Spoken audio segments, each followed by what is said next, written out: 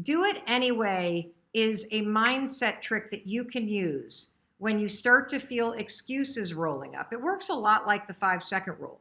So you have said to yourself, okay, I'm going to talk to my boss today about that thing that I've been avoiding talking to them about.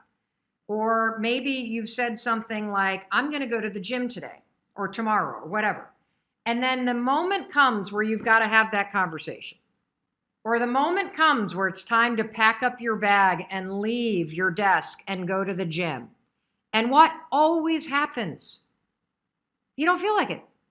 I bet there are plenty of you watching that have made a commitment that, I'm not going to have a drink tonight.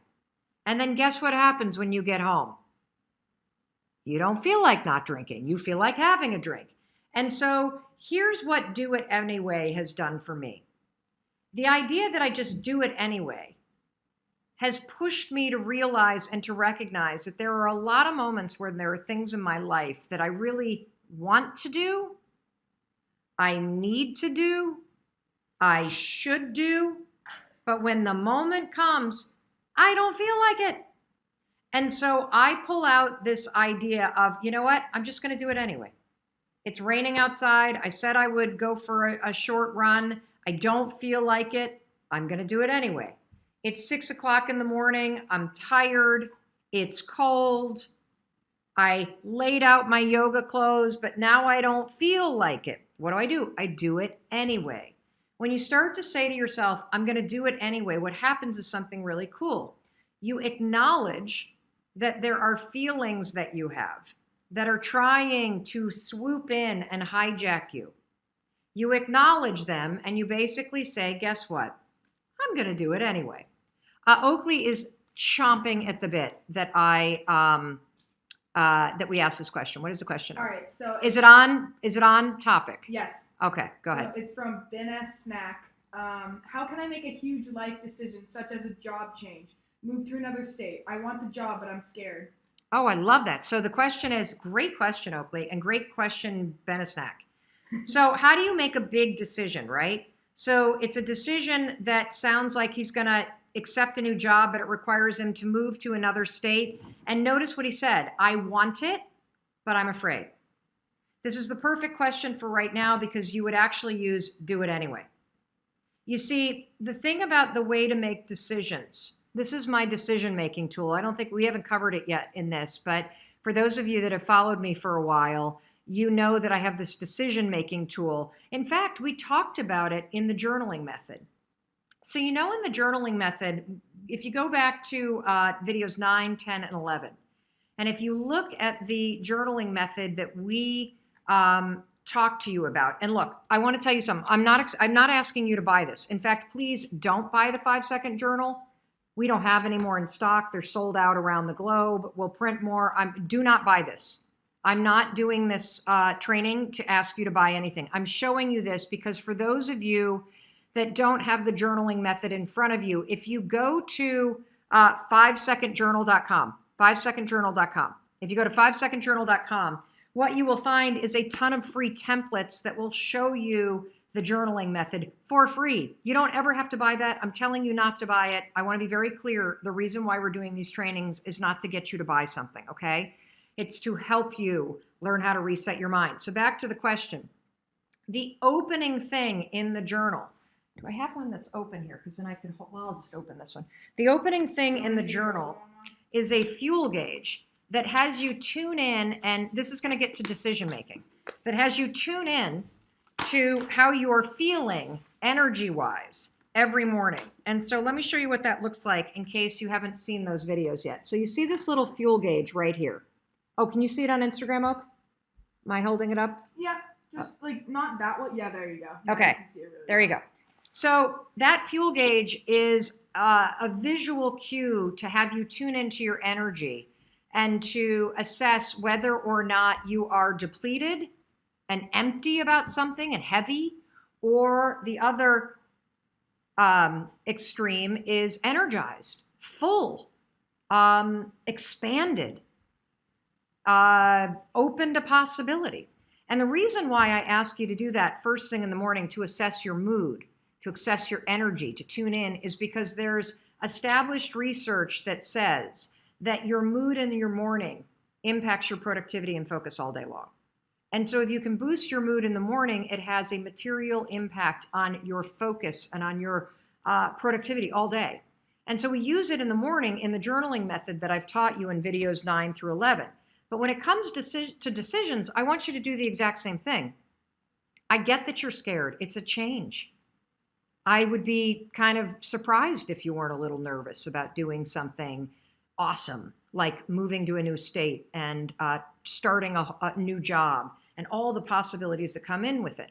So if you're trying to make a decision, do I do this thing that's scary or not? What you do is tune inward and really assess, how do you feel about it? When you think about yourself living in this new place and having this new job and all the possibility and growth that comes with it, do you feel dead and depleted and stuck? Or do you feel energized and alive and full of possibility? You see, if the decision is something that will expand your future, that will create possibility, that will make you grow, then it is 1,000% something that you must do. And you must do it even though you're afraid. And the fear is a very normal thing. And the fear is there because you're about to do something new. But do not use the fear to talk yourself out of making a decision that actually is grounded in growth and possibility and energizing you. So that's how I make decisions, using the stuff that you're learning in the Mindset Reset. And again, you can go back to the journaling method on videos 9, 10, and 11. But if you have a big decision to make and you notice that you're afraid, or you notice that you're stuck up here, go in and ask yourself, does the decision deplete me, make me stuck, make me feel dead, make me feel heavy? Or does the decision, even though it scares me, even though it's hard, is there something about it that expands possibility and opens up my life and will give me an opportunity to grow? If you're in this camp, the answer is heck yes. If you're in the dead camp and the hell no, heck no, okay? All right, cool. Let me give you a shout out real quick, because the do it anyway thing, I do it every morning. Because here's the deal about me, you guys. I hate exercising. I hate it. Yeah, you do. I do. I hate it. But actually, I should say it this way. I hate going. I hate getting dressed for it. I hate driving there. But I love how I feel when I've done it. I love it. And so do it anyway has helped me get through the front resistance, the part that I hate. And it helps me get there. And once I'm there, I absolutely don't necessarily love the exercise, but when I'm done, I love how I feel. And so that's how I use do it anyway, okay?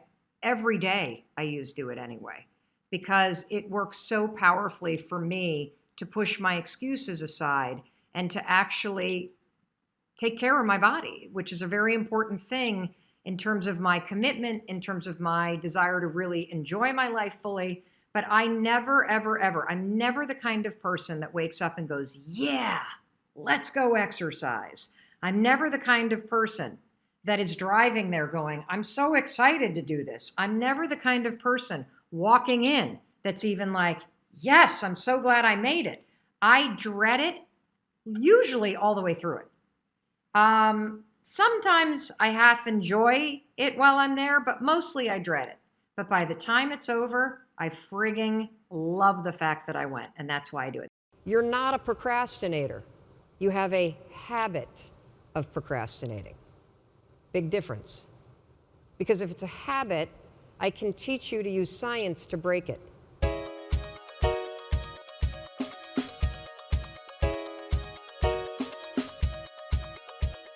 So let's talk a little bit about procrastination.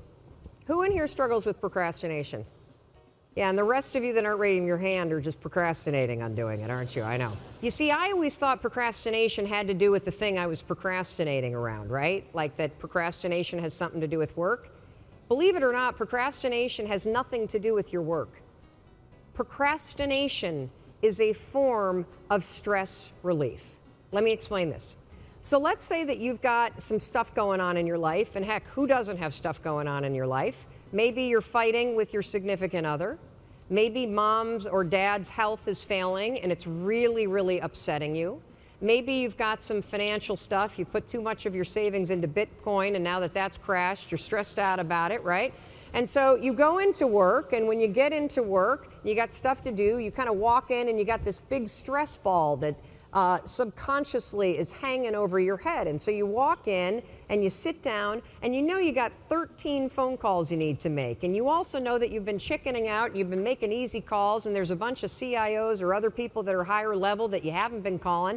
And so as you sit down to do it, and you got the stress on your shoulders, your brain it starts to go, wait a minute, well, you want me to make a call to somebody that I'm scared to make? Absolutely not. I'm so stressed out about, can we just watch some cat videos for a minute?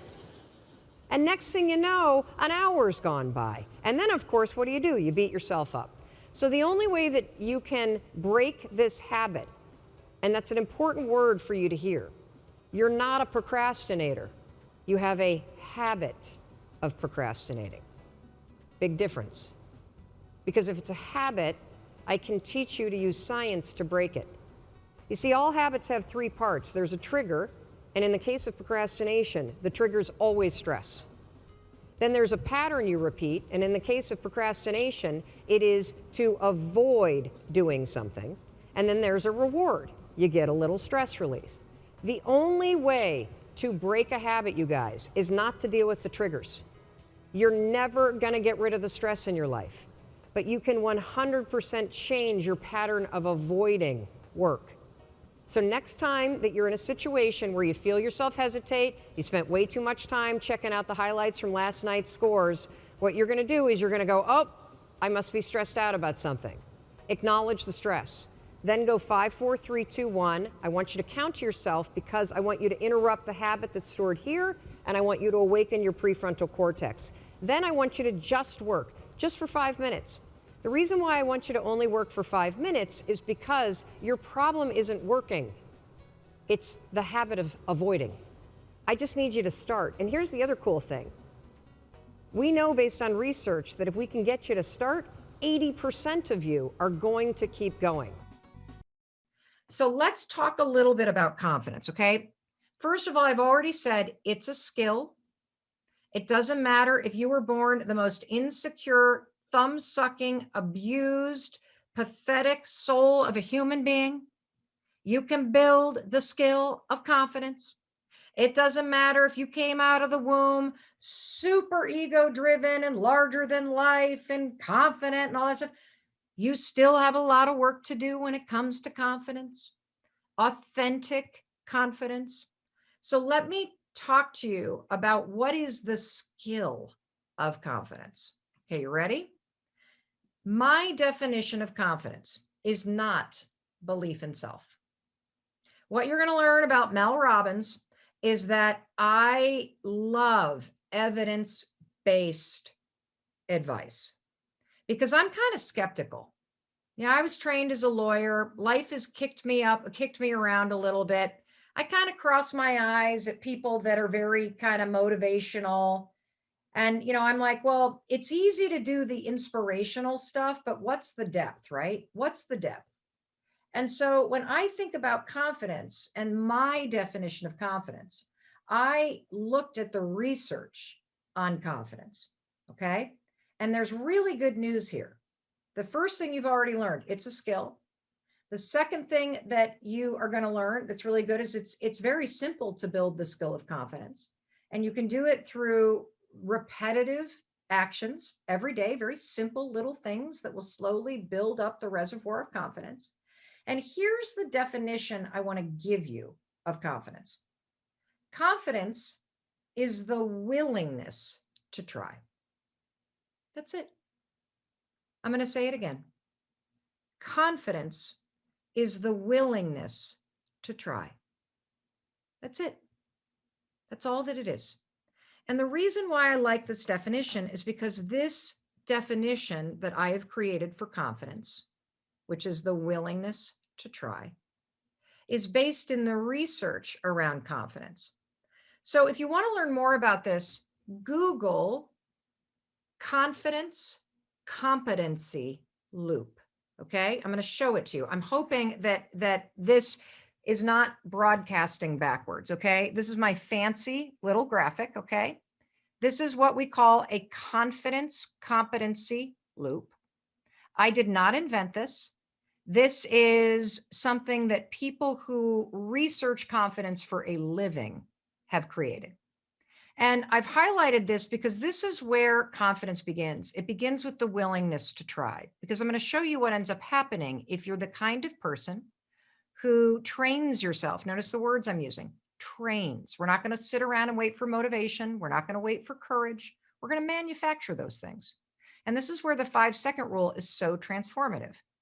Now, for those of you that don't know it, I'm not going to spend a lot of time explaining it. I'm going to give you the shortcut. It's just a simple brain hack backed by tremendous evidence that I created at the worst moment of my life that turns out to have extraordinary science behind it.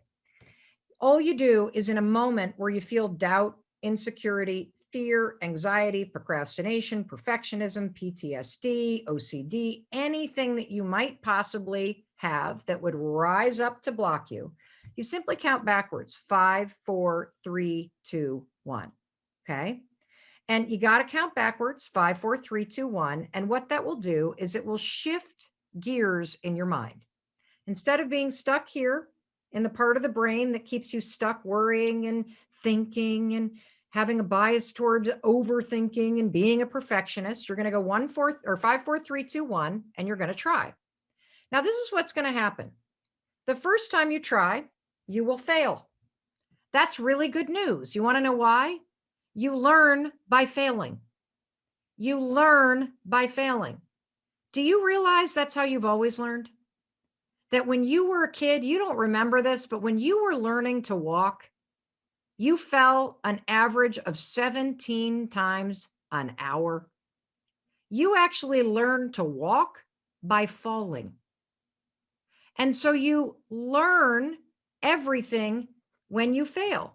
Because when you fail, as much as you may think you're going to die, if you stand on a stage, I see a lot of you who want to be coaches or speakers or whatever, you're going to have to learn how to give a speech where you stutter and where your mouth gets really dry and pasty and where you get a neck rash and where you forget what you're supposed to say. You got to do all that stuff. Why? Because when you fail, you don't die. You actually gain knowledge and experience. And that's the gift of failure, because you then take that knowledge and that experience and you go right back to the next time. And then you try again. But this time, when you 5, 4, 3, 2, 1, try, you're going to take your knowledge and experience with you and you're going to fail a little bit less. And what you're going to learn there, you're going to take right back to the next time that you try. And every time that you fail, you're gaining knowledge and experience. And you take that to the next time that you try. And you're going to go like this, and you're going to go like this, and you're going to keep going and going and going and going and going. And every time you 5, 4, 3, 2, 1, you push yourself to try, you gain a little bit of competency for the next time you're going to do it. And every time you gain a little bit of competency, your mastery goes up. And that's when you start to feel more self-assured. And that muscle, everybody, of trying, that is where you build the skill of confidence, which is the willingness to not be so damn serious and hung up on being perfect and being worried about looking stupid. And instead, you're willing to lean in and try something. And what ends up happening, because so many people have a definition around confidence, it's about belief in self or self-awareness and all this kind of stuff. And that's great, but I don't prefer those definitions, because then you're sitting around waiting to feel ready. You're sitting around, and in those moments where you don't believe in yourself, you feel like you don't have a reservoir of confidence to draw on. And it couldn't be further from the truth. You were born with natural intelligence and confidence. How do I know that? I know it because it's part of the design of a human being. Think about what you were like as a child before the world got their hands on you. You just let whatever you were interested in pull you forward. You would crawl towards or tumble toward anything that you were interested in. You'd try anything. You'd crawl up to a mirror and stick your hands on it and lick the thing you loved yourself so much. But life got its meaty hands on you and started telling you no. Do you know the average kid hears some version of the word no, some redirection almost 400 times a day? So you became cautious. You started holding yourself back. You started thinking before you tried things. You started worrying about feelings. This is where it all begins. But you were born knowing how to do this. And the other reason why I know this is true is because you wouldn't know what it felt like. You wouldn't miss it if you hadn't once felt it. You wouldn't know any different. So I want you to know it's in you. And we got to just remove the block that life put in place and teach you that even in those moments where you doubt yourself, even in those moments where you're afraid, even in those moments where you're insecure, you can try. And it's in the skill of trying that you gain the competency, the knowledge, and the expertise that helps you become better and better and better. Because here's the trick. You know, the more experienced you become in something and the more you master it, the less stressed out and anxious and worried you are about doing it. That's how that sort of belief in self comes. The belief doesn't come first. It's a byproduct of you pushing yourself to try. So let me unpack some other things that I wanted to talk about quickly before we get into the Q&A. I promised to talk about self-doubt. And I want to talk about the difference between self-doubt, which is one block, and people pleasing. I should probably share with you sort of this whole story about the way that I think about blocks. Okay. So, again, I'm working on this book about this. And the other day, this was this fall, I went out to Los Angeles to move my daughter into her off-campus apartment. And she's got this huge kind of laundry room in the basement. You know, have you ever been in a laundry room, like in a commercial space where they've got all the lines of dryers? And so I was washing her sheets like, moms and dads do when they move their kids into their off-campus apartments.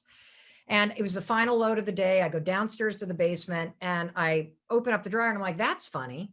The sheets aren't dry yet. And so I put in a bunch more quarters. I hit the button. I leave. I go out the door and I hear, and I'm like, that can't be my dryer. What? So I go back and the 30 minutes is still on the dryer. And I'm like, that's weird. So I open it up. They're damp and it smells kind of like hot metal. And I see the filter and I think, oh, I wonder if the filter's jammed. You know how like a dryer doesn't really work when the filter is filled? So I try to open it and this sucker is really jammed. So luckily 2 guys walk in with a basket of laundry and I get one of them to help me. And it's so jammed. He has to put his foot up on the thing and yank it out. And when he yanks it out, literally it was like a lint carnival. I don't think anyone of the kids that live in that building had ever pulled that freaking filter out of that dryer. There was a disgusting stack of lint, like this freaking big, you guys. It was like gray and blue and black and red. And it was like artifacts. It was like an archaeologist of laundry lint. I'm like, it's disgusting.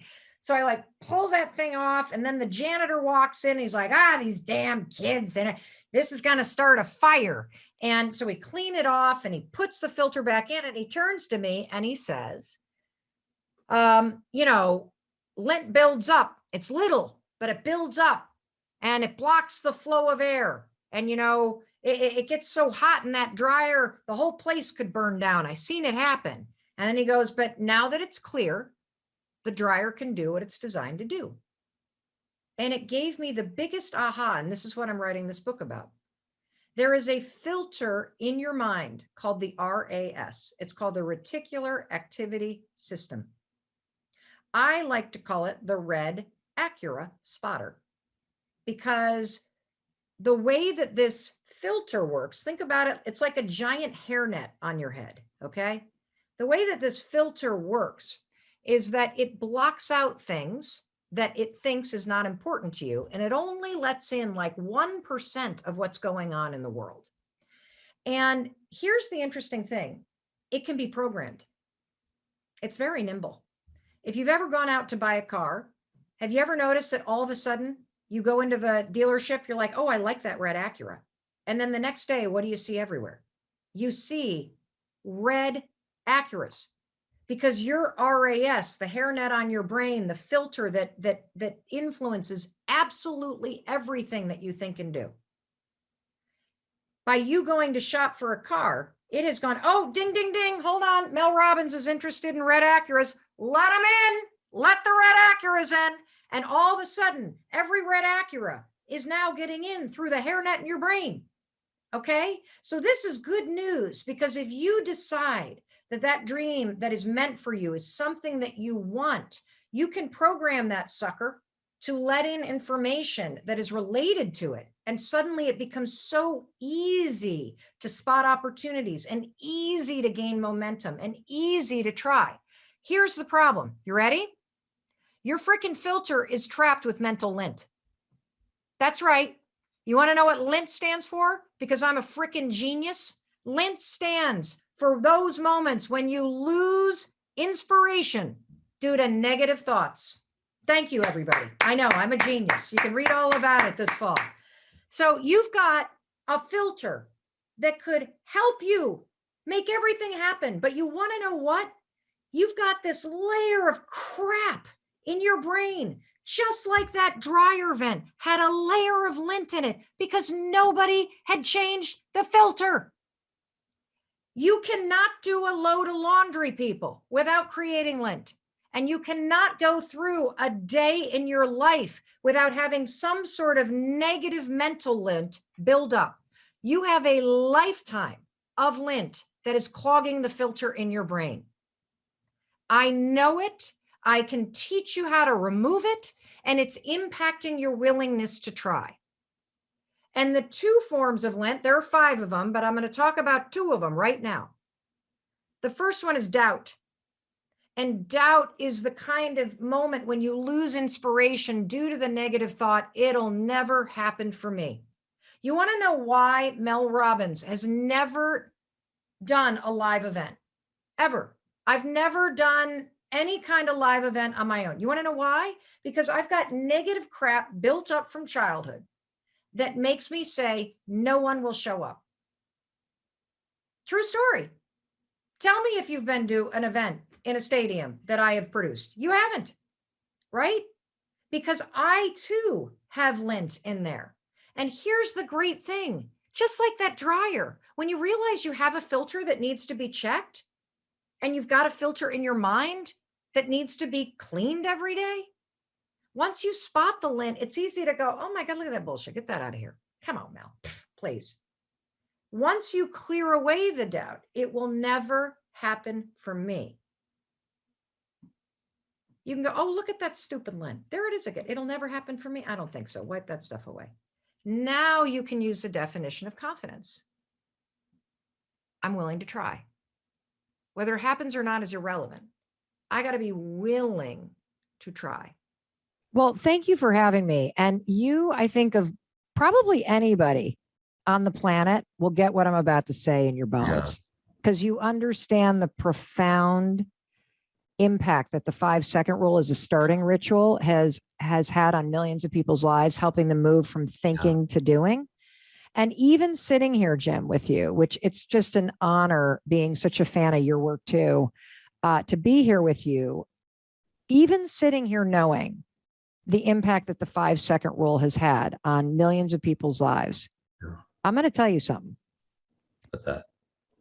The high 5 habit is an even bigger deal with more profound change. And I can't wait to unpack it, but I'll tell you personally, I used the 5-second rule to turn my life around, to go from being bankrupt to being extraordinarily successful, to changing every habit I have, to improving my marriage. It got me into action. But I'll tell you what it never did. It never silenced the critic in my head that I lived with. It Mm. never ended the relentless beatdown that I was giving myself. And it never broke the habit that I had of constantly hating myself or focusing on the things that weren't working instead of celebrating myself and focusing on the things that were. And the high five habit cuts right down through all that noise and reconnects you with the you that's in there, with the confidence that is your birthright. And the way that it literally reprograms your mind is breathtaking. Well, we talk a lot about morning routines, and this was the easiest thing to add to my morning routine. That's given me so much in return, and not just in terms of in a short period of time, in terms of the ripple of it, but even just immediately. Just celebrating myself in the bathroom mirror, and what we could talk about how that works. I'm also, by the way, pulling back, a big fan of just counting down from 5. Getting myself out of bed or getting myself to put on my running shoes. And so I could see the difference and how they complement each other so well. And so maybe we could walk our listeners through this. And I would highly recommend everyone, I mean, our audience loves to read, to make sure you get your copy also as well. Well, so it's very simple. And since I know that your listeners want to get right into the science and right into what to do, I'm not even going to tell you the story because I did not set out to create this. I created the high five habit on a morning that everybody can relate to, a morning where life felt overwhelming, a morning where I felt defeated, a morning where I felt sort of stuck and dreading the day. And I was standing there brushing my teeth, Jim, and I catch my reflection in the mirror and I think, oh, you look like hell. And then all of a sudden I started to criticize the way that I looked, like the dark circles under my eyes, the bags under my like kind of chin and neck, and one boob's hanging lower than the other. And then once your thoughts go negative, they kind of take you down. So now I'm thinking about my day ahead and I'm beating myself up. Why'd I get up so late? And I've only got 8 minutes to the first Zoom call and the dog hasn't even been walked. And you just said something interesting. It's an easy thing. The high five habit is an easy thing to add to the morning routine. We all talk a lot about morning routines. It wasn't until I discovered this that I realized there was a piece to my morning routine I was not even aware of, a habit that I needed to break, Jim, a habit that gratitude and exercise and all this stuff was not actually erasing, a habit of standing before the bathroom mirror and either ignoring the human being you see in the mirror or criticizing them. That is how we start our day. 91% of women don't like how they look. 50% of us can't even look in the mirror. I know it's true for men too. We stand in judgment. And so what happened for me this morning, here's the high five habit. It is profoundly simple. It's going to change your life the second you're done brushing your teeth. And I want you to do it right after you brush your teeth because I want you to stack this habit with something you're already doing because you know, because you listen to this podcast, that it's the fastest way to learn a new behavior. Let's get the gunk out of your teeth so you don't spread dragon breath on everybody. Now let's get the gunk out of your head so you're not spreading negativity throughout your day. As you stand in front of the mirror, I want you to leverage a little piece of research from Harvard. New research shows that if you take less than a minute and you intentionally think about the day ahead and how you're going to show up as a leader, it changes your productivity, your focus, how you show up, and your ability to impact people. Let's throw that out the window in terms of being a leader, and let's look in the mirror and let's use that for ourselves to improve our own lives. I want you to take a second and I want you to realize there's actually 2 people in the bathroom every morning, Jim. There's you and there's a human being in the mirror that's been waiting for you to wake up and realize they need you. They're trying hard. They've got a good heart. They need your support and your encouragement. They need you to see them. They need you to love them. That is literally what I'm talking about. when I talk about the high five habit, that you wake up and recognize there is a person you go through life with that stares you back in the mirror every morning, and your habit right now is to tear them down or ignore them. And I want you to set an intention, and I want you to look at them in the morning. And this is going to feel weird because you're going to realize I've never actually asked myself this question. And here's the question. What is that person in the mirror? What is she or he or they? What do they need from me today? Mm. We think about it for work, for our families, for everybody else. Yeah. You've never stopped and asked yourself, looking at yourself in the mirror, how do I need to show up for that person today? Then, as you've got that intention, despite the fact that it feels weird, despite the fact that you're going to resist this, and we can talk about why you're going to feel most likely resistance, I then want you to raise your hand and I want you to high five the reflection. And what's amazing about this new habit, Jim, is your brain and your nervous system are already designed to do the work for you. Mm-hmm. Because also, you mean, you think about how we high five other people, throughout the day. Yep. And to celebrate them, to encourage them, but we're not always doing that. I mean, it's interesting because no amount of love is enough to fill the yearning that our soul requires from ourselves, right? When do we work daily on being in love with that person in the mirror who has been through so much, but is still standing? Yeah. And think about some of the habits that we know based on research change your life. Meditation. Meditation is profoundly important. The benefits you talk about all the time. Meditation develops self-awareness. It also helps you learn how to be non-reactive to your thoughts, but it doesn't change your default thoughts. Yeah. Gratitude, also hugely important, tremendous benefit. Yes, you should have a gratitude practice. However, almost all of us, when we practice gratitude, we think about things outside of ourselves that we're grateful for. And so the high five habit is about bringing the power back in house. It's about giving you a science-backed tool that will teach you through a simple action how to support, how to love, how to encourage, how to celebrate yourself every single day. And let me explain the science, because this is where things get crazy. The reason why this works is because of the programming that's already in your brain. So you have a lifetime of giving and receiving high fives. In fact, Jim, when somebody high fives you or you high five somebody else, what does the gesture alone of a high five tell somebody else? That they are extraordinary, they are amazing, congratulations, you're winning, Exactly. You don't ever high five somebody and say, I hate you.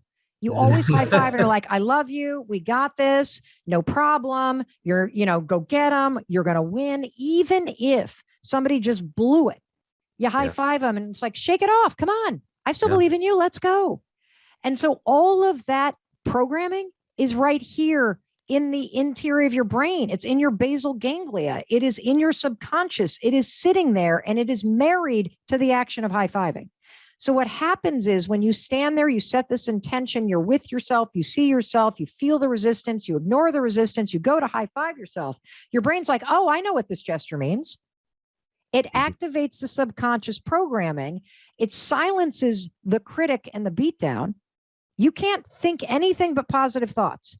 It's impossible neurologically because of the programming already in your brain. And then over time, if you do this, give me just 5 days. You do this 5 days in a row, fight through the weirdness because it's new and the resistance because you have the opposite habit. You judge yourself, you reject yourself. When you high five yourself, it silences that. It activates the programming that's already in your brain and it starts to marry it with your own reflection. And that's not all. I talked to our buddy, Dr. Amen, the other day. He went bananas when he heard about this. He's like, Mel, holy cow. Do you realize you also get a boost in your mood because when you high five other people, you get a dopamine drip. So you get a dopamine drip when you do this to yourself. He also said, you know how when you come into the bathroom and you're kind of dragging in the energy, and when you high five yourself, whether it's because you laugh or because you just kind of feel good, you get this little like pep in your step. So you start your day feeling slightly more energized. I'm like, yeah, Dr. Amen, tell me about that. He said, well, that's your nervous system.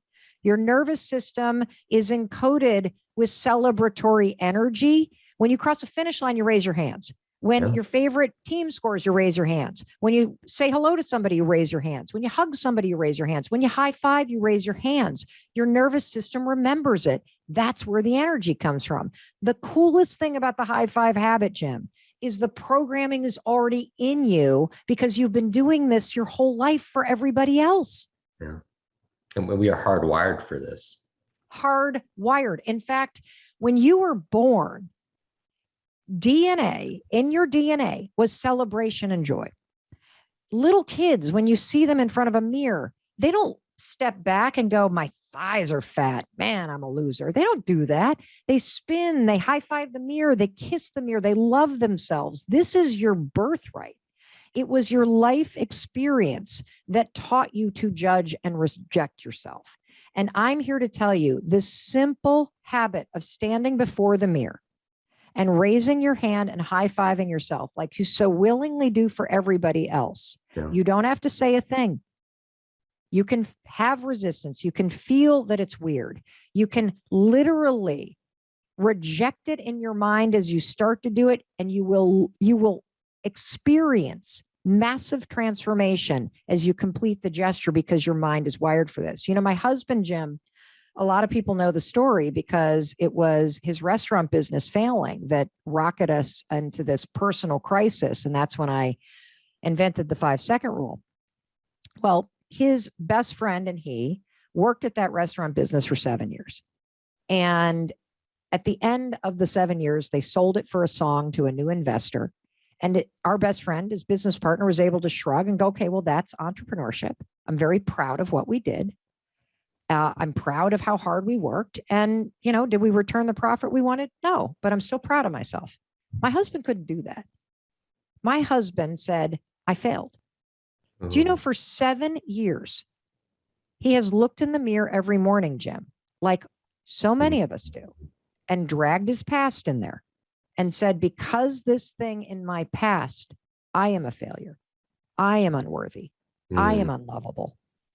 When I first started this high five thing in April of 2020 to pick myself up after getting fired from my dream job as a talk show host and in the throes of the pandemic and my kids in crisis and the world in crisis and just feeling overwhelmed, Chris couldn't do it. And the reason why he couldn't do it is the reason why everybody's resistant to doing it. It's because he was dragging all of that judgment and everything from his past into the bathroom every morning. And he was saying, because of that experience, I don't see a human being that's worthy of celebration.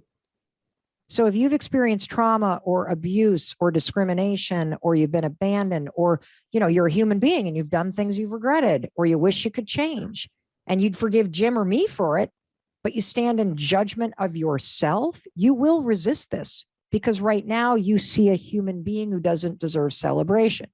If you're like Jim and I, and you are very much achievement driven, you may realize as you resist this, that you don't celebrate yourself unless you've done something, unless you've worked out, unless you've got the money in the bank, unless you're driving the Range Rover, unless you fix that thing. And what I'm here to tell you is we got it all opposite, Jim. Yeah. You see, we've been withholding the very support and celebration that we need in order to feel inspired, encouraged, and motivated to take the actions that change our life.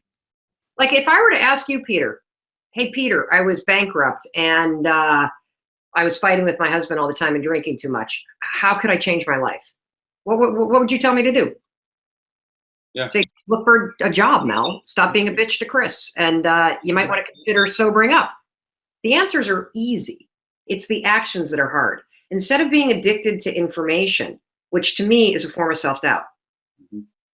If you need a credential because legally you can't own a nail salon without the license, get the credential. If you're getting a credential because you're scared shitless about selling yourself, it's time to start selling.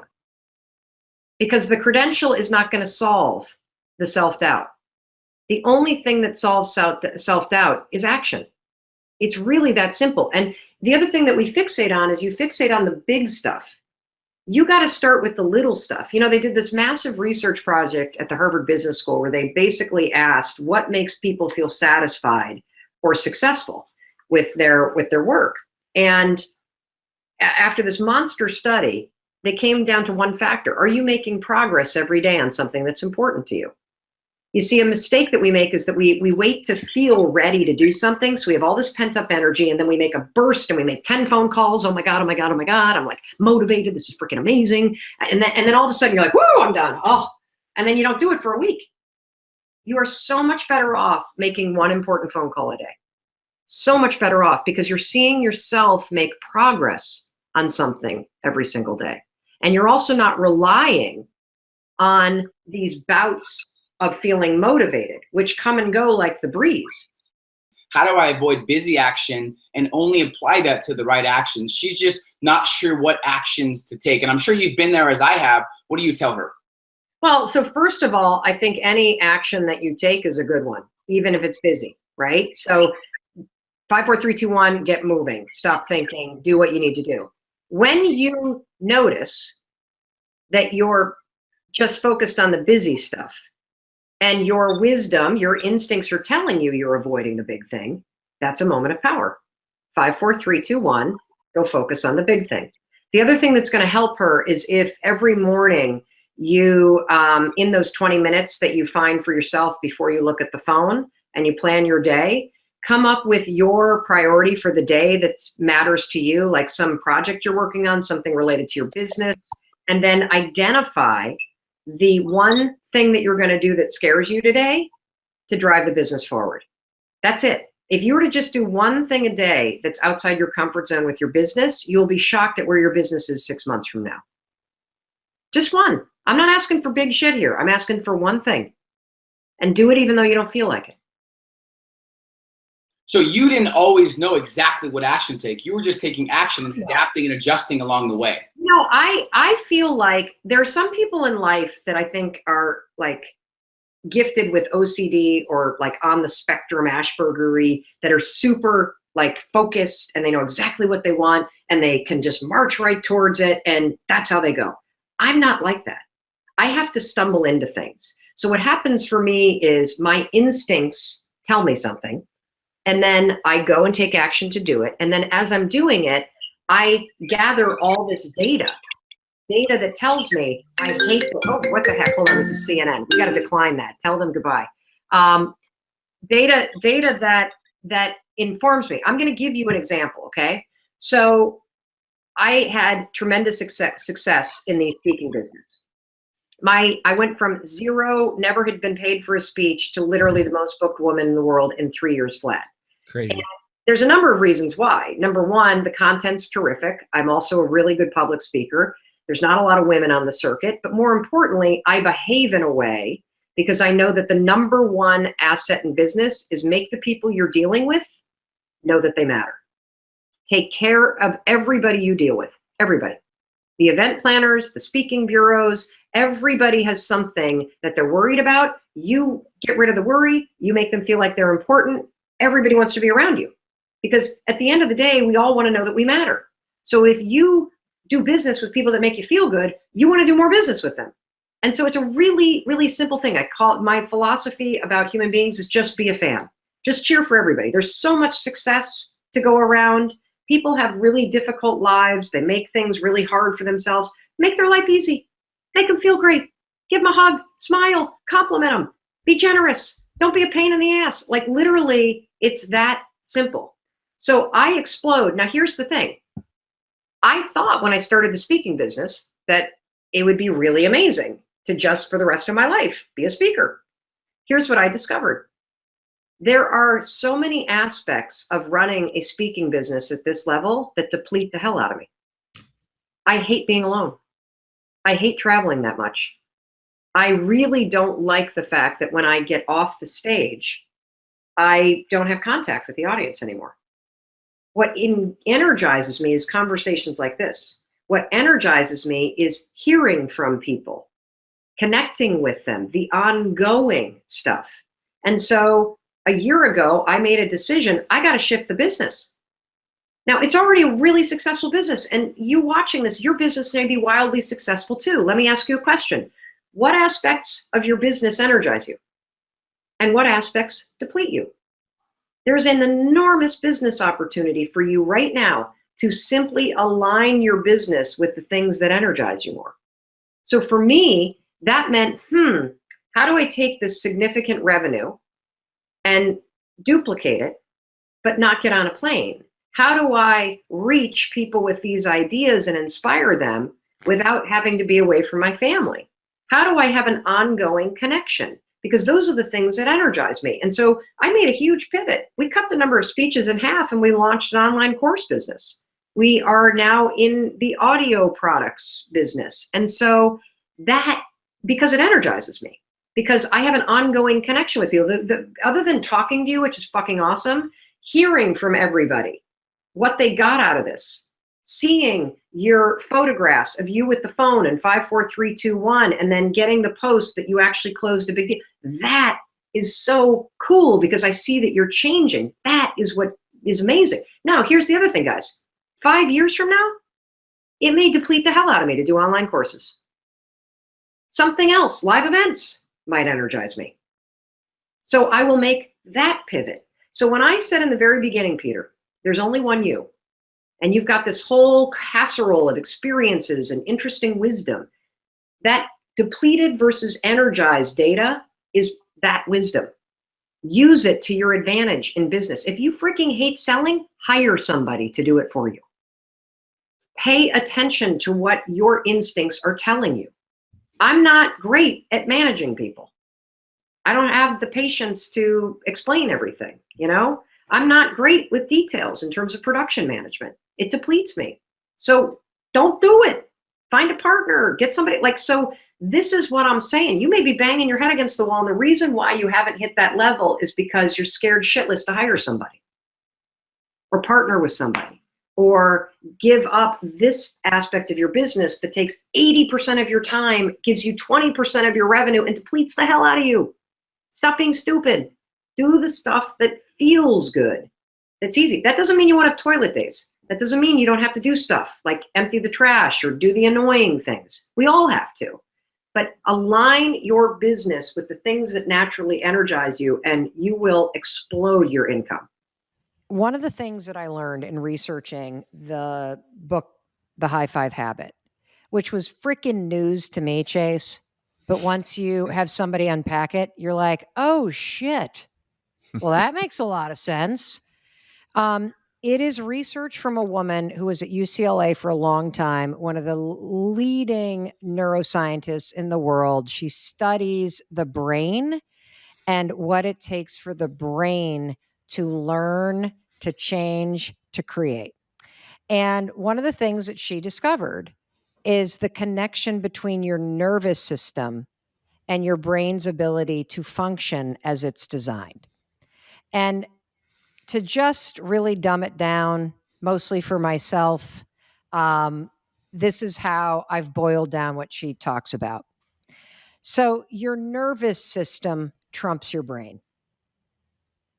And when you are in a state of stress or anxiety or uncertainty, and your nervous system gets locked into a fight or flight response, which is what everybody is in. There's no way. I mean, your wife may not be there because she is a expert in meditation. She's a practitioner. So she has daily practices that help her flip off what's called the sympathetic nervous system, which is your fight or flight, anxiety, on edge. Oh, fuck, how am I paying the bills? What's happening in politics? Gas prices are now crazy. When are we getting off Zoom? Are the kids going back to school? Do I have to wear a mask? Do I need a booster? Like all of that shit that you're processing that makes your nervous system fire up like alarm, alarm, alarm. That's your sympathetic nervous system. If you don't switch that sucker off, and flip on the other nervous system. You got two nervous systems, sympathetic, parasympathetic. Parasympathetic is your resting nervous system. It's your grounded, calm. It's the nervous system that's in play when you're in flow, being creative. It's what it feels like when you're grounded in your body and you're okay and you feel okay. And so, what I learned from Dr. Judith Willis is that when your sympathetic fight or flight, oh fuck, nervous system is running the show, your brain doesn't work properly because the alarm system takes over. And I can explain this using a very simple example. If all of a sudden the alarms went off in the studio that you're in and you smelled smoke, would you be able to solve a math problem? No. No. Of course I'm not. out. I'm You're out. Well, that's basically what it's been like for the last 2 years. The fire alarms are going off and your body, your nose smells smoke. And so your nervous system flips on an alarm.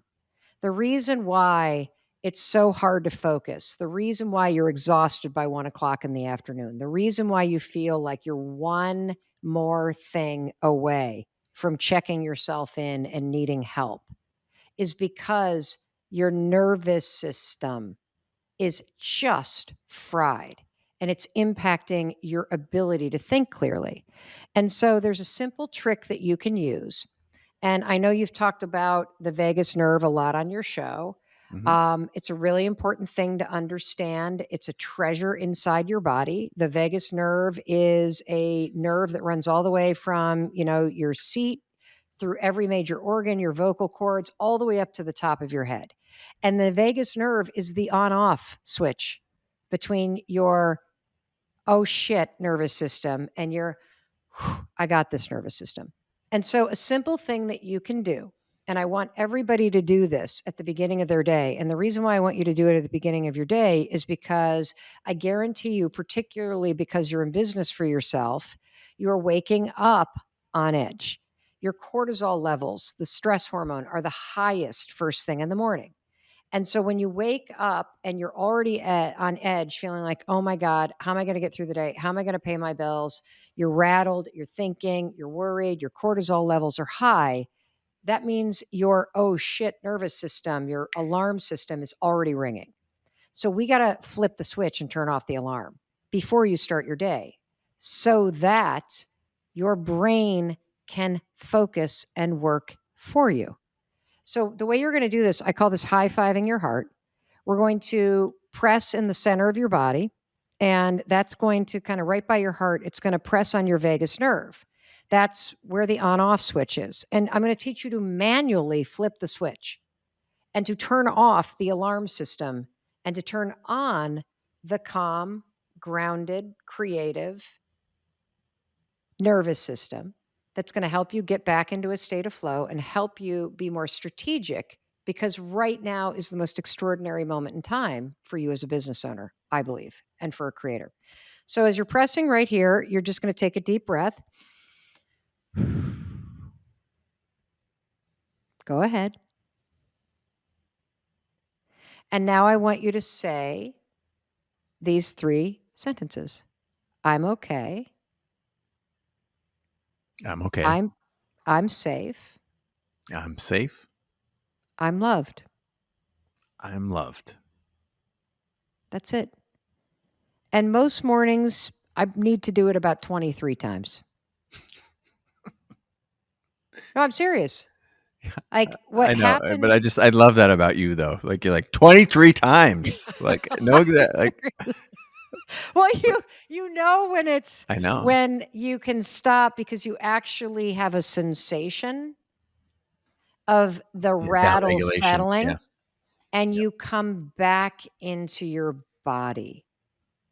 And I didn't realize until I learned how to turn off the alarm and turn on that cool rested state that my default for as long as I can remember, Chase, has been alarm mode. That I have been running so fast, mostly away from things, that I did not comprehend just how dysregulated my nervous system was. And, I think it's really challenging for creatives like you and me and everybody listening. And even if you're a small business owner and you don't consider yourself a creative and an artist, your business is your art. And Sure. as a, small business owner, you're creating something. I didn't like slowing down is terrifying when you're creative because there can be this manic, stressed out energy that's part of the creative process. And so it was very foreign to me during the pandemic to not be able to run somewhere. I mean, I literally could not go to get a cup of coffee or go to catch a flight or run to Target to run an errand, which I didn't realize was how I was kind of managing all of this dysregulated kind of survival mode energy. But learning how to stand in that frenzy, put my hands on my heart, and bring myself back into my body so that I could leverage the intense and incredible power of my brain and be strategic instead of reactive and be confident instead of like chaotic. It's been life changing. And so I believe that, look, will putting your hands on your heart take away your problems? No, it won't change the circumstances you're dealing with. But what it does is it changes you from the inside out and changes your ability to be calm and to be confident and to be clear minded and intentional about how you face those things. And that changes everything. Everything, because shit happens. Shit's going to happen. And it's not that we aim to prevent things from happening, but we take control of our response to those things, right? Whether this is stoicism or neurology or psychology, all of those things align to say that how we respond is the measure of greatness, right? That is how we become our best self. Or And sanity. this is, I mean, I yeah. give you an example, Chase. So we've been wrapping up kind of like this big like book tour to the extent you can do one in these times. And I went over to London and we had an incredible, tour over in London. And I took my daughter with me and it was time to come home. And the regulations for getting any kind of international travel, at least right now, at the time that we are filming this, are mind-blowingly complicated. And they're changing in real time. And some involve printouts and others involve apps. And so I found myself at 4:30 in the morning at the airport 2 days ago with my daughter, and we didn't have the right paperwork. And as soon as we learned we don't have the right paperwork, as soon as you start to entertain, I'm not getting out of this country. As soon as you learn that, oh my God, am I going to have to quarantine here for 14 days? Then can I get back in the country?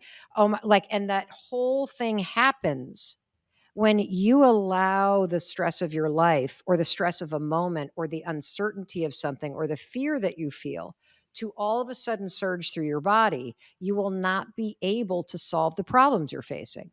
And so literally at 4:30 in the morning at Heathrow, I got my hands on my heart as I'm huffing and puffing because I didn't download the app and I can't get back home and I don't want to stay here for another 14 days. And my daughter I'm okay. I'm safe. I'm loved. I'm okay. I'm safe. I'm loved. My daughter's like, what are you doing? I'm like, I'm okay. I'm safe. I'm loved. I'm okay. And I bring myself back into my body. And then I start saying, what if it all works out? What if everything's okay?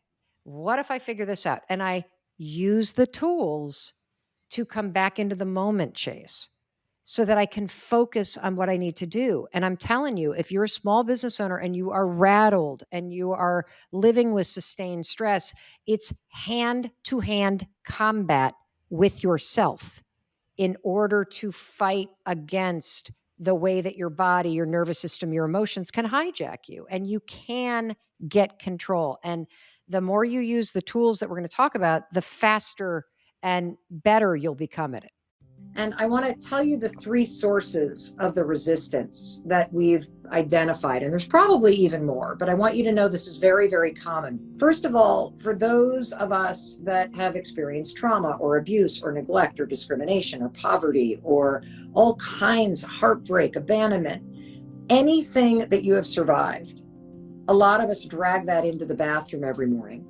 and it stands between you and the person in the mirror. And you see it as evidence that the person you're staring at, if you'll even look at them, is damaged or unworthy or whatever you say, unlovable.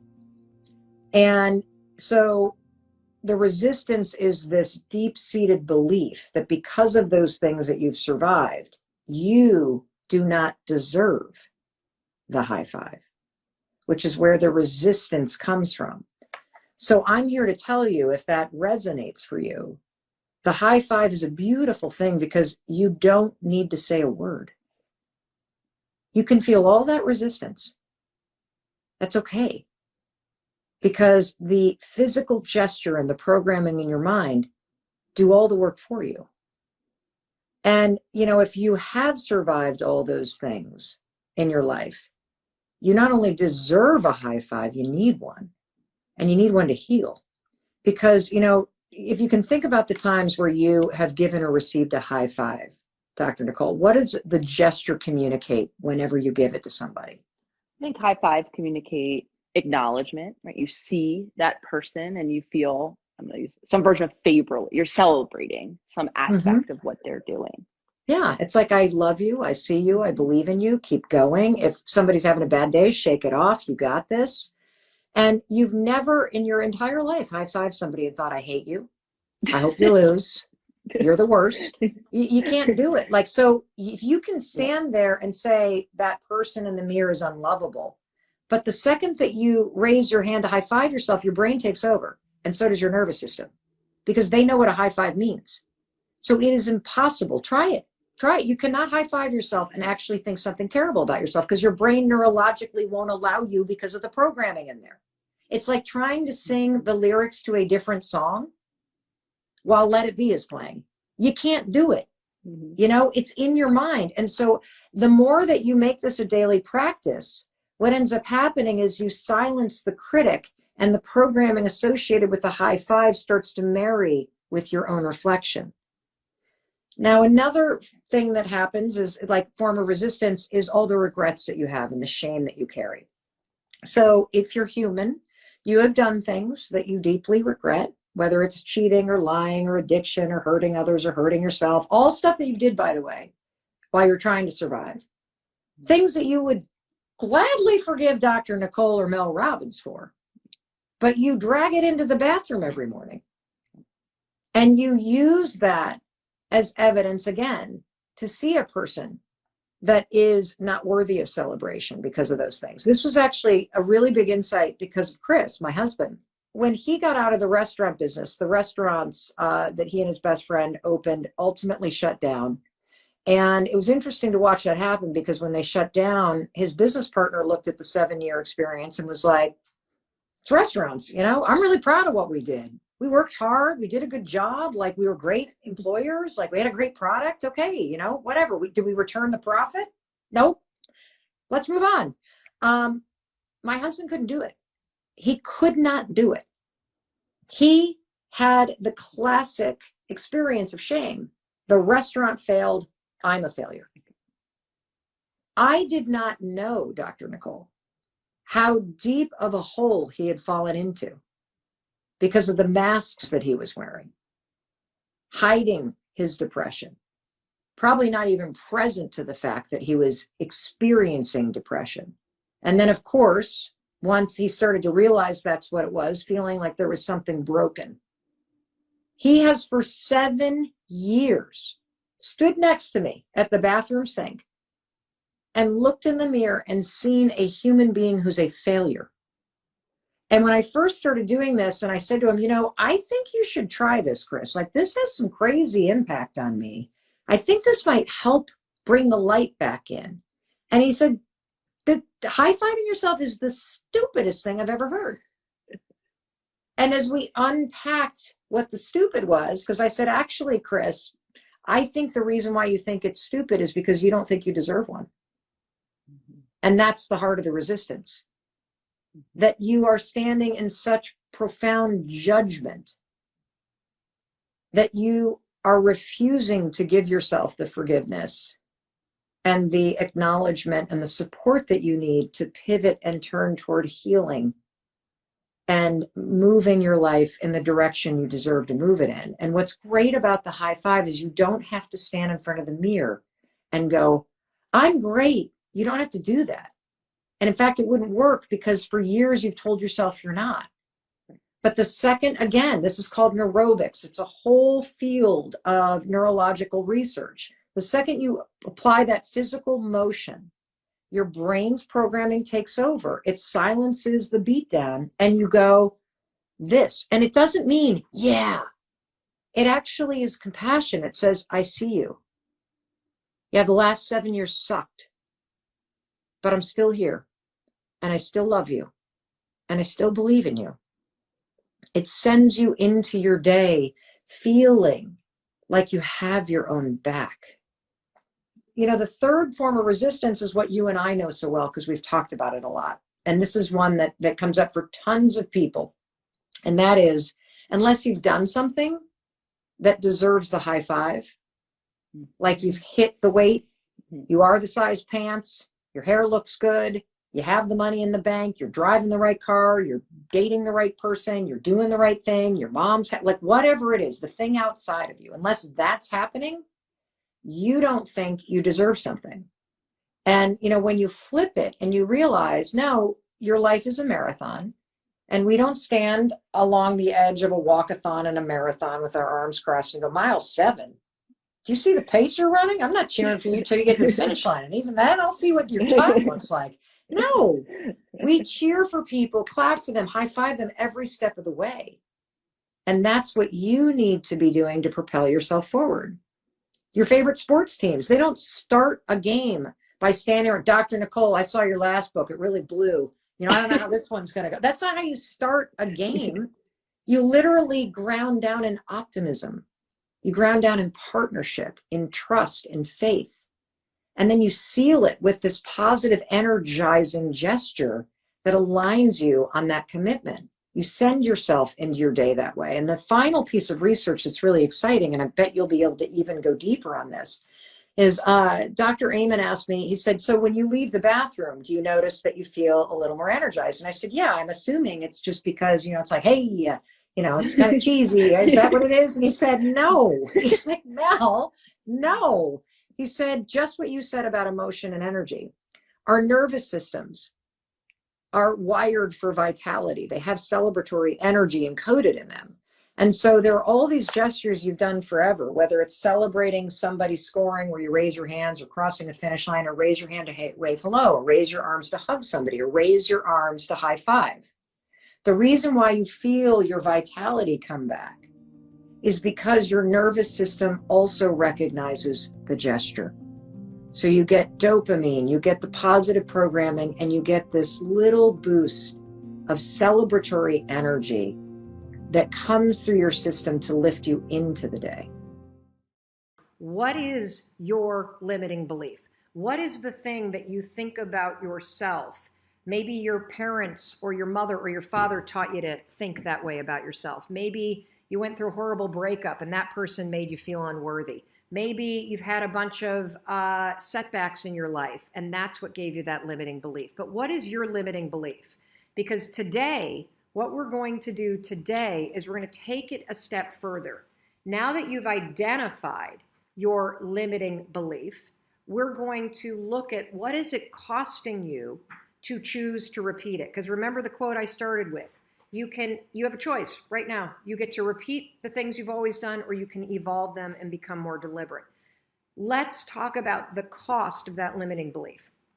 I'm going to go first. So write down your limiting belief. I see a lot of, I'm not good enough. My mental health is holding me back. I can't run a successful business. I'm lazy and I can't do anything. I'm not healthy enough. Money is the issue. I'm scared to fail. What is the limiting belief that you have? I'm certain it has something to do with not being enough. Once you've written that down, you're afraid of failure. You don't deserve success, all that kind of stuff. I don't know how to start. These are excellent. You're doing an excellent job. The first step to moving from that default into getting deliberate is actually seeing it. So seeing it is fantastic because now we can start to understand that, whoa, this got programmed in. It's my default mode. I want to get rid of it. How do we get rid of it? Well, let's first identify why you want to. Let's take a hard look at the cost of having this limiting belief. So in order to figure out the cost of having the limiting belief, what's my limiting belief? That I'm not a good person. That's my limiting belief. That I am not a good person. That you don't think I'm a good person. That I don't think I'm a good person. And here's what you're going to do in order to identify the cost, okay? You're going to ask yourself 3 questions, and they're very simple. What is this limiting belief in my case that I'm not a good person? What does it cost me in my past to think this way? What is it costing me in this present moment to think that I'm not a good person? And here's the kicker.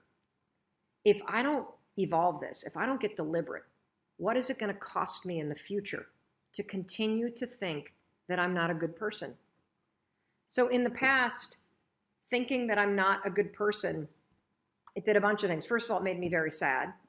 Secondly, it made me a liar because I assumed that I wasn't good enough and I'm not a good person, so I got to pretend to be somebody else. It also made me cheat on people because I didn't think I deserved love. And it also, by believing that I wasn't a good person, it somehow justified the bad behavior. I mean, if I'm a bad person, then I do bad things, right? What does it cost me in the present to believe that I'm not a good person? Well, it costs me a lot of joy. It costs me connection in friendships because I'm constantly questioning whether or not people actually like me for me. It makes me second guess myself and whether or not I deserve the success. And what does it cost me in the future? It's going to cost me everything. If I continue to repeat this pattern and I continue to allow myself to default to believing that I'm not a good person, I will never be fully happy. I will never be fully present. I probably will not be successful when we launch this new daytime talk show in the fall. And so I got a choice to make, and I want to get rid of this because I can see what allowing myself to believe that I'm not a good person is costing me. This exercise of identifying your limiting belief and then seeing what it's cost you in your past, your present, and your future is so important for you to do that I want to give you another example. So to really, really drive it home, okay? And so I want to bring in my husband. Why don't you scoot on this? I don't know if you can lean in on that thing. You sit on this chair. I'm going to bring in my husband, Christopher Robbins. Yes, if you've ever been a fan of Winnie the Pooh, his name is Christopher Robbins. And Chris is going to go through this exercise too. And I think it's important for we're sharing a chair here, and so we're like really close. I think it's important for you guys to know that Chris is one of the partners in our media company. He's our CFO, and he's also the founder of a men's retreat called Soul Degree. And he's a yoga instructor and president of the Booster Club. So this is a guy that's like really accomplished and super amazing. So with that context, founder of Soul Degree, what's your limiting belief? Well, of course, it would be appropriate that I think forever it's just been that I'm not good enough, I think that's it, succinctly, that I'm not living up. And certainly in the past, it's been all around the decisions I've made career-wise, never thinking that I was in fact good enough, which just took away from, I suppose, all the joy that I could have had. Were you really sad when you were little? Yeah, I think I was just down and out, probably feeling alone, and like the decisions I had made along the path were not the right ones, and then that subsequently not performing, and or at least not performing to my own expectation. So how has not feeling good enough? I can see how it would make you feel sad, especially, there's so much pressure on men to succeed, feeling like you weren't good enough in your career, blah, blah, blah. Even ski racing, because you grew up as a kid ski racing. How did feeling not good enough impact the way you raced? I probably just could have skied a lot better than even I did because I was constantly thinking it wasn't good enough. And now what about in the present? What is the default belief that you're not good? Is it like, how is it still in your life in this moment? Because here's the thing about a limiting belief, guys, is that everybody will look at you on the outside and they'll be convinced you don't have it. They'll be shocked that you believe that about yourself. And that's why it's important for you to be honest with yourself about what your limiting belief is, because it's something you are doing to yourself. So what is the belief that you're not good enough? How is that impacting your life right now, Chris? Probably has everything to do with just being the point parent. As much as I love being the point parent and having the time with the kids that I have, given your own schedule. Let me explain what that means. So Chris and I Chris and I, because of the amount of work that I use, Chris is the one that is home more often. He's the one that is really in charge of what's going on with the kids. He has been home for these last 3 to 4 years, playing a huge role in the back end of our company. But the primary role is the parent.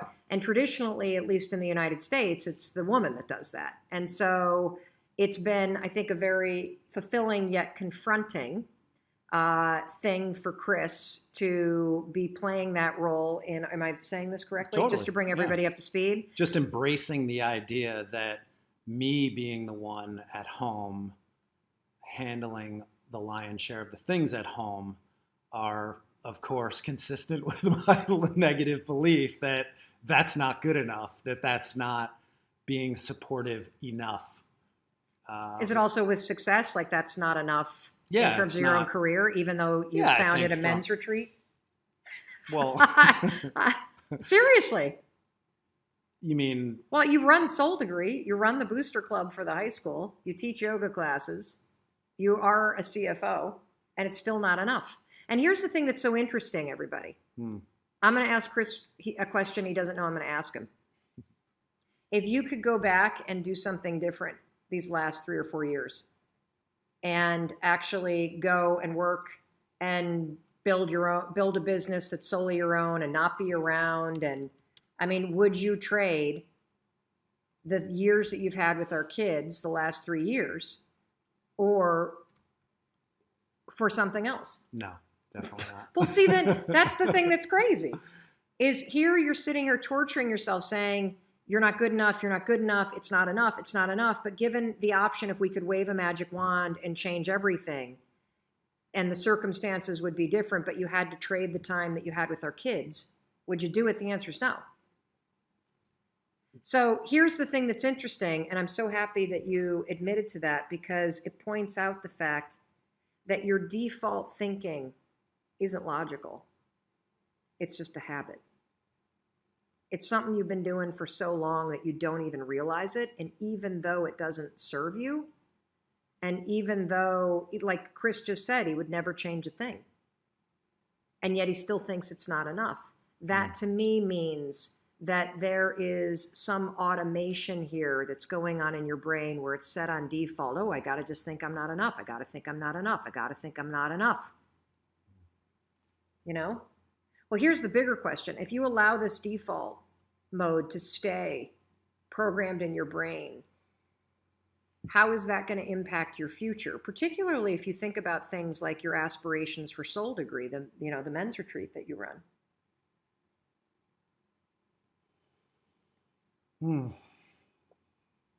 It's, yeah, I think that if it perpetuates, then I'm obviously my own impediment to what I want it to be. You know, if I'm constantly in that mindset of it's not enough, I haven't done enough, then how could Soul Degree ever become what it should be? What do you want it to become? I think I would love to see it touch as many men's lives. You're about to cry, I could tell. Yeah, as possible. Why do you get choked up? Just because I know the impact. I've experienced the positive impact that it can have, and I don't. It's limitless, I think, in the difference that it could make, regardless even of your age. So it's. Do you see how your limiting belief, the default thinking that you're not enough, will prevent you from? Oh, totally. How does it stop you when you think you're not enough? How does it stop you? Like, what are the things that you do when you start getting in that mindset? Well, it's probably things that you don't do, right? Because if you're not going to be good enough, well, why go do that thing? Whether it's write more or, sort of test the elasticity of what Soul Degree could be also. I mean, it's in a state where there's still so much that we could do to enhance the experience, have it reach more people, which starts with my own. Again, I think part of the limitation is that I've always argued, hey, I'm a shitty marketer. I'm not good at putting the word out, if you will. And even this conversation, talking about something like Soul Degree is. How many of you can relate to this? I could be a lot better at that. You're just stopping yourself, not all the time because of your limiting belief. Like you go to write a blog post about the thing that fills your heart and you're like, ooh, should I really put this out there? That's your limiting belief. That's your default setting. And you're dead right, Chris, and it's the same thing for me and the same thing for Mandy. What was yours? I'll never get there. I'll never get there. I love that one. I'll never get there. Because you can feel like just the no matter how hard I try, it's never going to be enough. I'm never going to get there. It's never going to happen. And how that sets you up to just race and race and race and race. And Danielle, what's yours?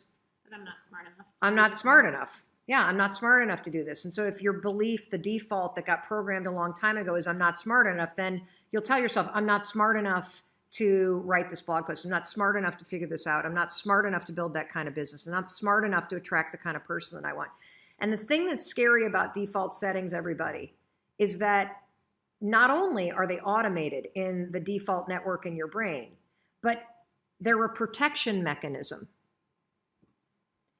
By thinking you're not good enough, not smart enough, I'll never get there, not a good person, you actually hold yourself back.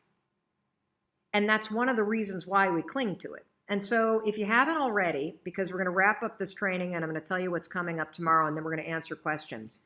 If you haven't already, you got to hear the quote though from Nepo today. Oh, okay. It's so on point. See, Soul Degree right here. So every morning. It's so cheesy, but no, it's so not. good. Every morning, Chris, and I mostly sometimes,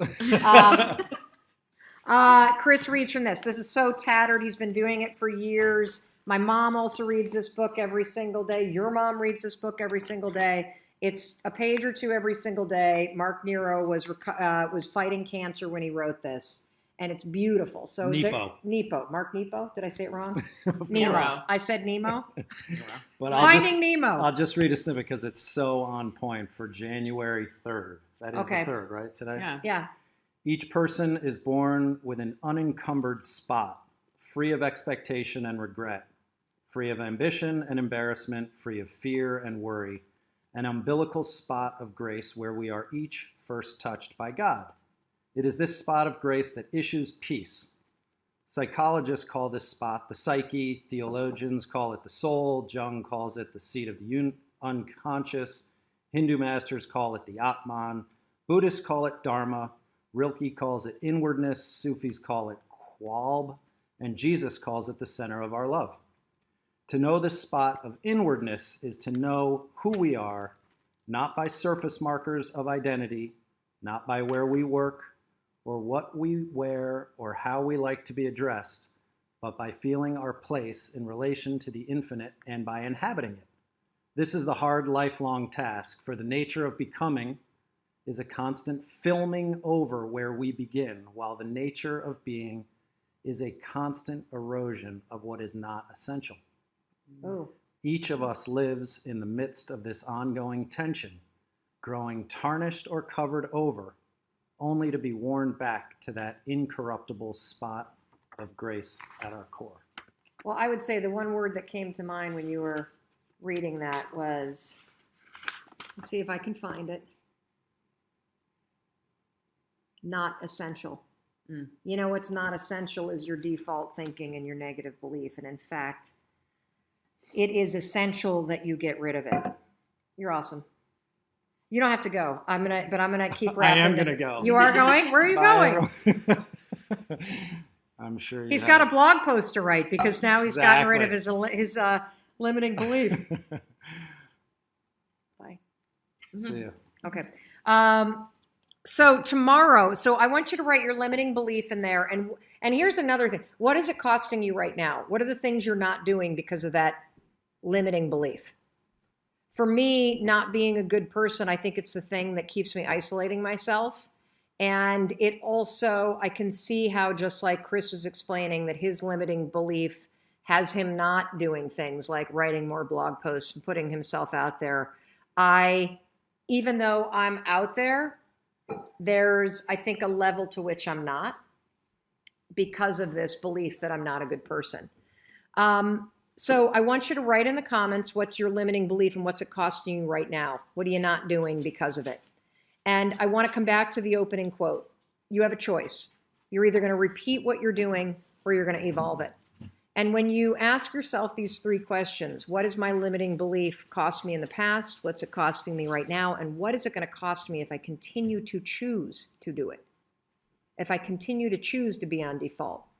Hopefully, getting in touch with that will help you, give you, motivate you, push you to choose to be deliberate in what you're thinking next. Because tomorrow what we're going to be talking about is how do you create a deliberate belief, one that you don't believe yet. We're going to teach you how to think this, not that. Because it's essential that you have something to go to for when you catch yourself going to that default. So trust me when I tell you, tomorrow we are going to take you from the, oh my God, I need to stop doing this, and into the mode of, okay, I got this. I can think this, not that. In this video, I'm going to show you the specific way that you can use the 5-second rule to increase your productivity. Now first, let's talk a little bit about productivity as a concept. Productivity is not about blasting through your to-do list and doing more. It's actually about doing less. Productivity is the ability to make progress on the things that matter to you. It sounds simple, right? I mean, just move the ball down the field on the important stuff. But it's not easy. Why? Blame your feelings. You see, you're capable of being more productive. You're just waiting to feel like doing what you need to do. And guess what? You're never going to crack the whip on yourself when you have a million other things that you need to do and you got people that are making demands on you. One thing that you must understand is that you have the power to decide what's important. And productivity actually boils down to simple 5-second decisions. Here's one that you need to start making immediately that will have a tremendous impact on your ability to be productive. When the alarm goes off, do you wake up early to work on your business, or do you blow it off because you don't feel like it, you're tired? Or do you stick to the plan to finish some important tasks, or do you mainline Facebook instead because, you'd just rather relax? When you change your decisions, you'll change everything. Because productivity boils down to the ability to make small 5-second decisions that put the things that are important first. And here's one 5-second decision that will make you more productive than any other.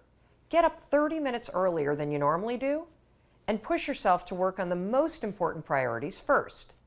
This isn't just me. Research shows that your most productive hours are the first 2 to 3 hours after you wake up and get ready. This means that for peak productivity, you've got to do whatever you can do to make sure the most important work to you gets done first during that window of time. So here's how you're going to use the rule. The moment your alarm goes off and you want to hit the snooze button, use the rule. 5, 4, 3, 2, 1, push yourself out of bed. Then use the rule again. 5, 4, 3, 2, 1. Sit down and get working on the things that matter to you instead of checking your phone, instead of letting your day get hijacked. You see, the moment you feel yourself wanting to give in to distraction, You're going to use the rule again. 5, 4, 3, 2, 1 to assert control and get back on task to the things that matter to you. It doesn't really matter how busy you are. We're all busy. If you really care, you'll find the time. And that's how you're going to use the rule, to find the time to work on things that matter to you. This is what Rachel did. She wanted to change her life, so she decided to make progress on what was important. And she did this by starting with getting up earlier, getting out of bed, and 5, 4, 3, 2, 1, focusing on what mattered. And as you can see, that small 5-second decision, getting up 30 minutes earlier, started a chain of events that changed her entire life. She lost 30 pounds, she bought her first home, and she reinvigorated her marriage. Why? The reason why is because she learned how to beat the feelings and excuses that stopped her, and she found the time to work on things that matter. That is the definition of productivity. Getting the important stuff done only works when you push yourself to do it. And when you push yourself, 5-second decision, to wake up earlier and start your day off right, you will be shocked by what changes it ignites. This is just the tip of the iceberg when it comes to productivity. There are tons of strategies that I discuss that are based in research in Chapter 10 of the 5-Second Rule book, and how you can use all of this research in combination with the 5-second rule to not only become more productive, but to end procrastinating forever, to regain your focus whenever you get distracted, and lots of other things that are going to help you improve your quality of work and also your life. The book is available on Amazon, barnesandnoble.com, and at your local bookstore. And so I cannot wait to bring on fitness coach Peter, who is losing his motivation over in Ireland. So let's see what he has to say right now. Hello there, Mel, team, and the phenomenal community. I'll stay connected. My name is Peter, and I'm dialing in from the Republic of Ireland. And I've got this question based on today's live stream topic, positivity. I'm a fitness coach, and I feel like I've been inspiring, motivating, teaching how to deal with different obstacles, my clients, my family. But on most days, especially now, I am feeling I'm losing the ground under my own feet, and I'm struggling with finding that constant flow of positivity. So my question is, how can I find that balance within my own?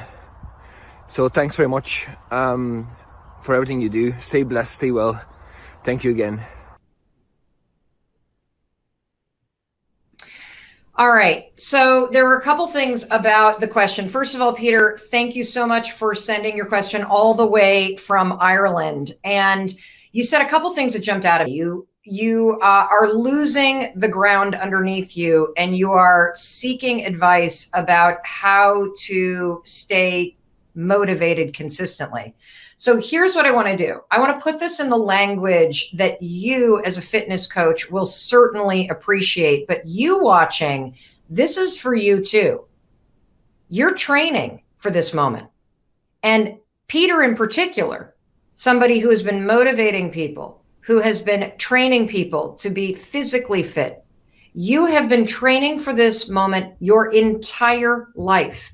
And you got to view this moment like a test. And what is the test testing? It's testing who you are. That's part of the race right now, how you show up for it, right?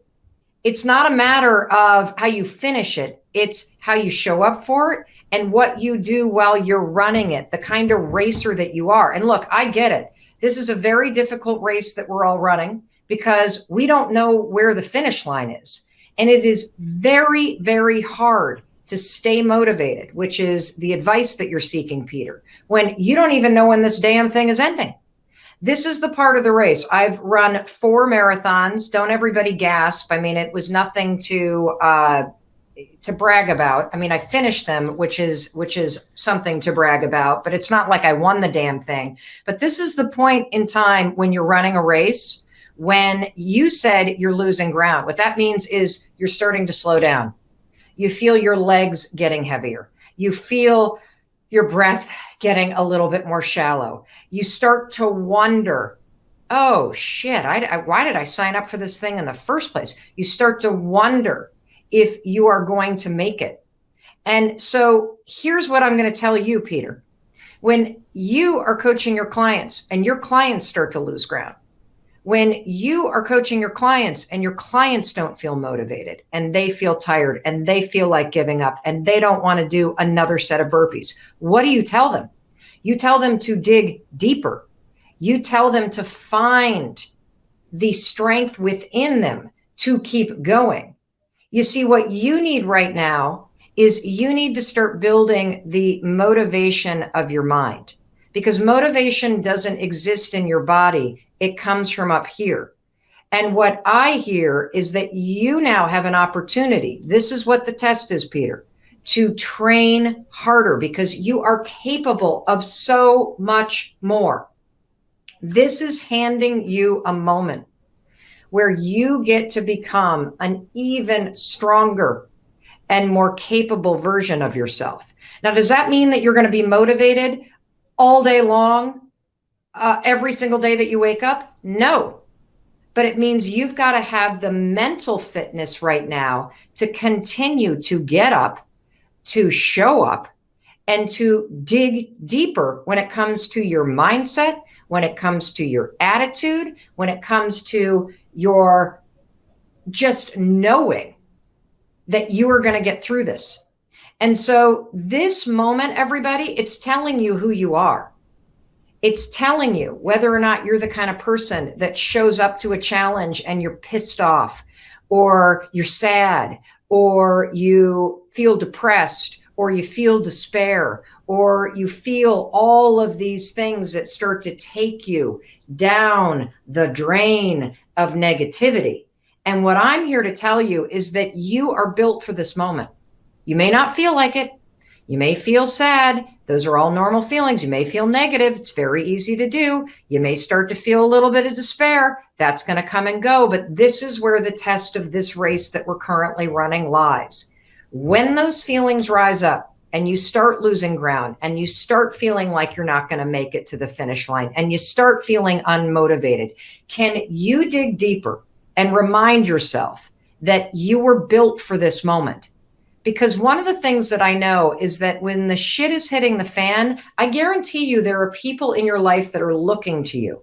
There are people in your life, whether it's clients or colleagues or family members, that are looking to you right now. You know what that tells me? That you're the kind of person that people rely on. And now is the moment in time in the race that we're all running where you got to teach yourself to rely on yourself. How do you do that? How do you build the muscle of the mind? It's very simple. Very simple. I didn't say easy. I said simple. The steps are very simple. To win this race and to build strength in this muscle right up here, you got to focus on the shit you can control. And that is what you do with your body and what you do with your mind. And the one thing that has made a huge difference in me, because you can see that I am showing up as a very different Mel Robbins than I've been the last couple of weeks. The last couple of weeks, I have been losing the race. I've been going up and down. I've been doing my best to stay positive, but I am now back in the race. I have now found my ground and found my footing. And it comes in focusing on what you can control. And you know what you can control? There's only one thing.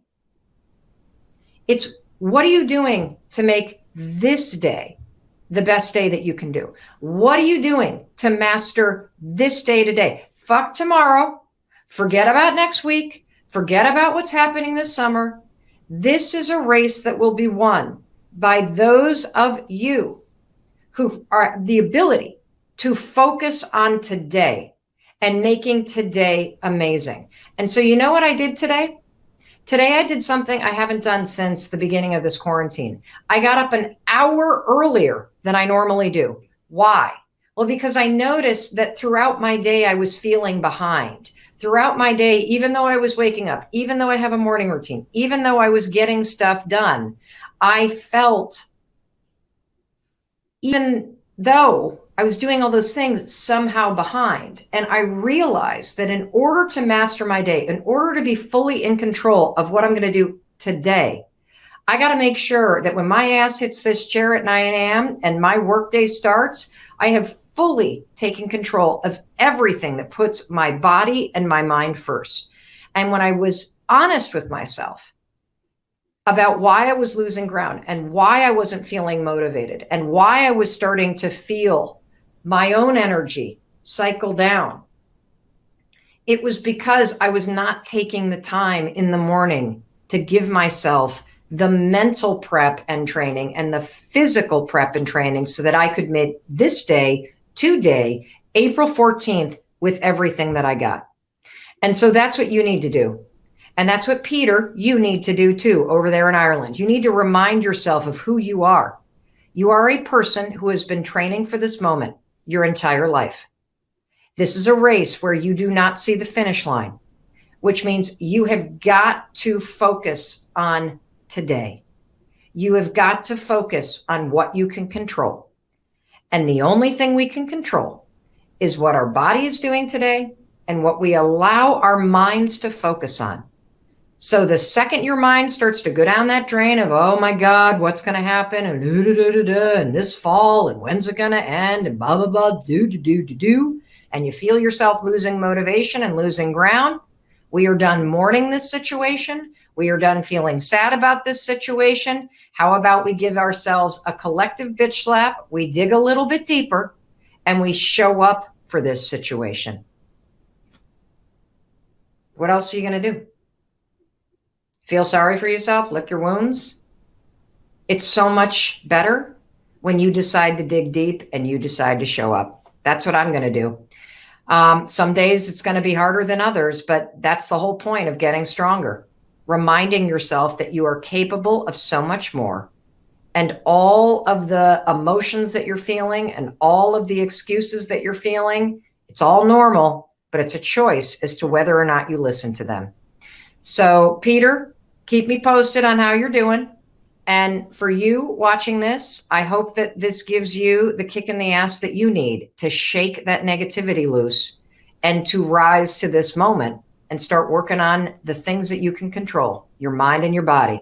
And in case nobody else tells you today, I'm going to tell you, I love you. I believe in you. I don't care how tired you are. I don't care how sad you are. I don't care how overwhelmed you are. Get your shit together, because this is the new reality. And you can make today a better day by focusing on what you can control. And I'm going to be here every day, annoying, as positive as I can be, to push you to remember that.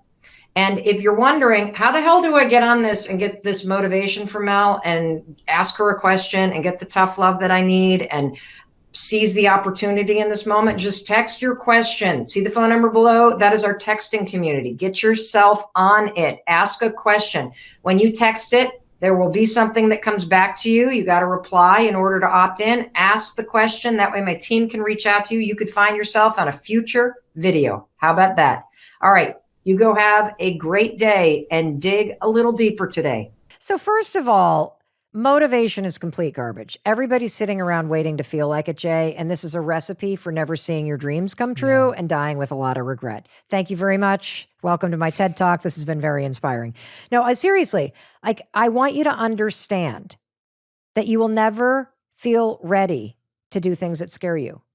You will never feel ready to jump off the cliff. You will never feel ready to take that leap. And the reason why is based on science and research. Your brain is designed to protect you, and change requires risk. And so you are protecting yourself by saying maybe tomorrow. This is where the 5-second rule comes in super handy. So if you are constantly procrastinating, you probably have a bias towards thinking, and you can use the 5-second rule to literally push yourself to take action. All you're going to do is count backwards, 5, 4, 3, 2, 1. That's it. I know it's as dumb as the high five. It's as simple as the high five. It has profound research behind it, because what you're doing when you start counting backwards, and you have to count backwards, it does not work if you count up. It doesn't work, because counting backwards, 5, 4, 3, 2, 1, requires you to focus. When you focus, you flip the switch and your prefrontal cortex turns on. This is a starting ritual that interrupts the patterns of overthinking, of fear, of anxiety, of procrastination, of comparison that are making you go, tomorrow, not today. I don't feel like it. 5, 4, 3, 2, 1. Your prefrontal cortex turns on. That's the part of the brain you need to either learn new behavior or take action that's inspired. So now when you get to 1, you got a shot at doing something different. So move. And here's the real secret to this. The second you started counting, you actually made a decision to change. So the counting is the Trojan horse to the bigger thing you're avoiding. 5, 4, 3, 2, 1 launches you through the resistance, and it pushes you into action. That's the only way you're going to change. Sitting there listening to us, lightning is not going to strike you on the couch. Jay and I are not going to show up and kick you or drag you out of your house and make you go on that run. If you want to change your life, you must make a decision to change your life. And, I'm going to say something that I really hope happens from you listening to Jay and I today. I think it's very easy to sit in this moment in your life and to look back at your life and to see how everything that's ever happened to you, positive and negative, is a dot on the map of your life that has led you here. True power is knowing that this moment right here is also a dot on your map, and that this moment too is connecting you forward on the map of your life towards something extraordinary that hasn't happened yet. And you can either sit here and listen to this and let this dot come and go, or you can wake the heck up and realize at some point the map takes you to a final destination, and we don't know when that is. But if you want to change your life, you got to make a decision to change your life. And sitting around and waiting to feel ready is not the decision I want you to make. So when you're done listening to this, 5, 4, 3, 2, 1, I want you to turn toward that thing that you've always dreamt of, that you've been waiting to do, and you go. And you move toward the thing that is meant for you, because that's the only way you're going to get there. Oh, okay. I have to confess something to you. I am procrastinating right now. I'm stressed out. I'm overwhelmed. My manuscript is due in a matter of 24 hours or so. And look, I'm even losing my train of thought in this video. And instead of working on the manuscript, I've become a passenger to my stress. And my stress has triggered me to take on a project. See this fridge? It would be empty. It has no shelves remaining in it because I thought the day before my manuscript is due, maybe you should spend a couple hours pulling the refrigerator apart, take everything out, put it on the counters. Why not hand wash all of the shelves there for the fridge? Because, that's going to help you with the manuscript. Oh, and the piece of glass, that's going to help you with the manuscript that is right here that needs your editing, Mel. Oh my God. It's so funny because the book that I'm writing, it's so awesome. I can't wait for you to read it. It's called The 5 Decisions, and it's about the 5 decisions that put you in the driver's seat of your life. Because on the road of life, there are passengers and there are drivers, and at any moment you can choose to be one. Either a passenger or a driver. And right now I'm a passenger to my stress. And the key to being a driver in your life is recognizing when you get hijacked by old patterns, when your stress and your uncertainty and your anxiety kicks you into autopilot mode and you distract yourself and engage in patterns of behavior like avoiding what you need to do. Interesting thing about procrastination is it's a form of stress relief, because if I'm stressed out about the manuscript in the dining room that needs final editing, one way to avoid having to deal with what stresses me out is to procrastinate and find something else to do. Find something that lets your brain take a break from the thing that's hard, the manuscript that I need to be editing right now, and give your brain a break and relax by doing something like emptying out your entire fridge, washing all the stuff in the sink.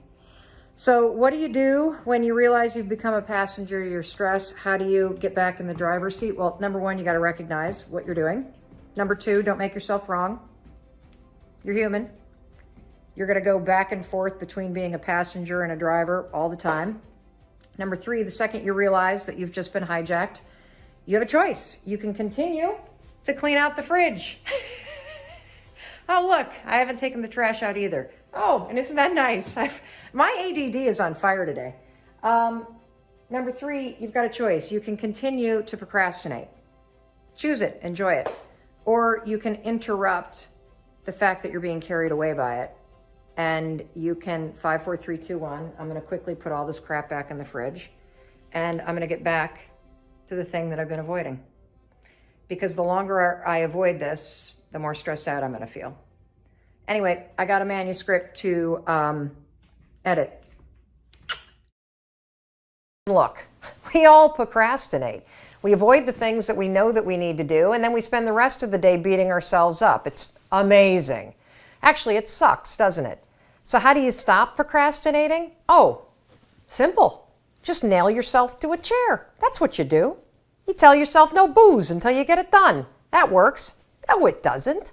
The reason why these things don't work is because most of us don't even understand what procrastination is. I know I certainly didn't. The reason why you procrastinate is not why you think. Procrastination has nothing to do with work. Procrastination is a stress reliever. That's right. It's a tool that you use to give yourself relief from stress that you feel. And the stress that you may be feeling right now might be stressed about money. You might be stressed about your health. Maybe you're stressed about something going on at work or about a relationship that you're in. And the way that this relates to procrastination is you're stressed out, you got work you know you need to do, but instead of doing it, you go online or you watch the highlights of last night's game or you waste an hour looking at Facebook. And when you do that, when you avoid work, it makes you feel good, but just for a minute. See, this is where we get procrastination all wrong. A lot of people think procrastination is about willpower. It means that you're lazy. It has nothing to do with that. It's all about your stress. That's why your work ethic or discipline, that's not going to solve this either. The key to stopping procrastination, number 1, is understanding what it is. It's a way that you deal with stress. And number 2, it's about 5-second decisions that stop the cycle of procrastinating. Because when you change your decisions, you're going to change everything. And here's how you're going to use the 5-second rule to do it. When you catch yourself procrastinating, or you feel yourself starting to avoid what you need to do, use the rule. 5, 4, 3, 2, 1, activate your prefrontal cortex, and then acknowledge. Acknowledge that you feel stressed out. That's the first piece. Then you're going to use the 5-second rule to just get started. That's it, for 5 minutes. That's all I'm asking. Force yourself. I'm stressed out. I get it, but I'm going to work for 5 minutes. 5, 4, 3, 2, 1, sit down and get started. After you've worked for 5 minutes, give yourself a break. Watch all the cat videos you want. I don't really care.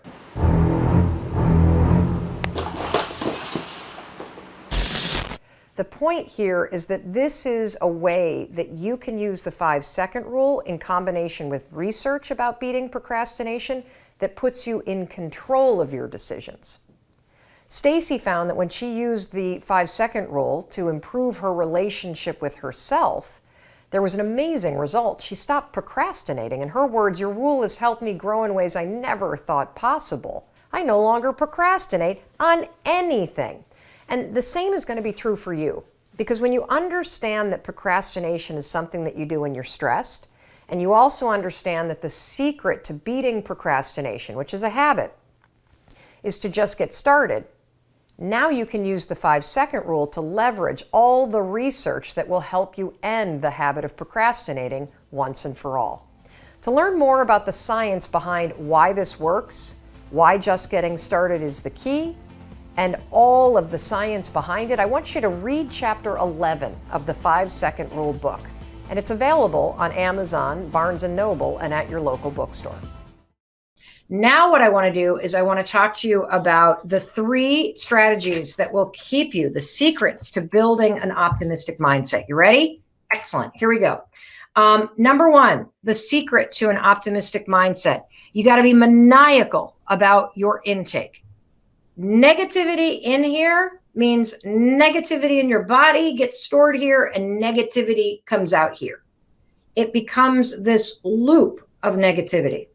And so in order to build a positive mindset. I want you to be maniacal about positive input. That means really watch your news intake. Do not be watching it every day.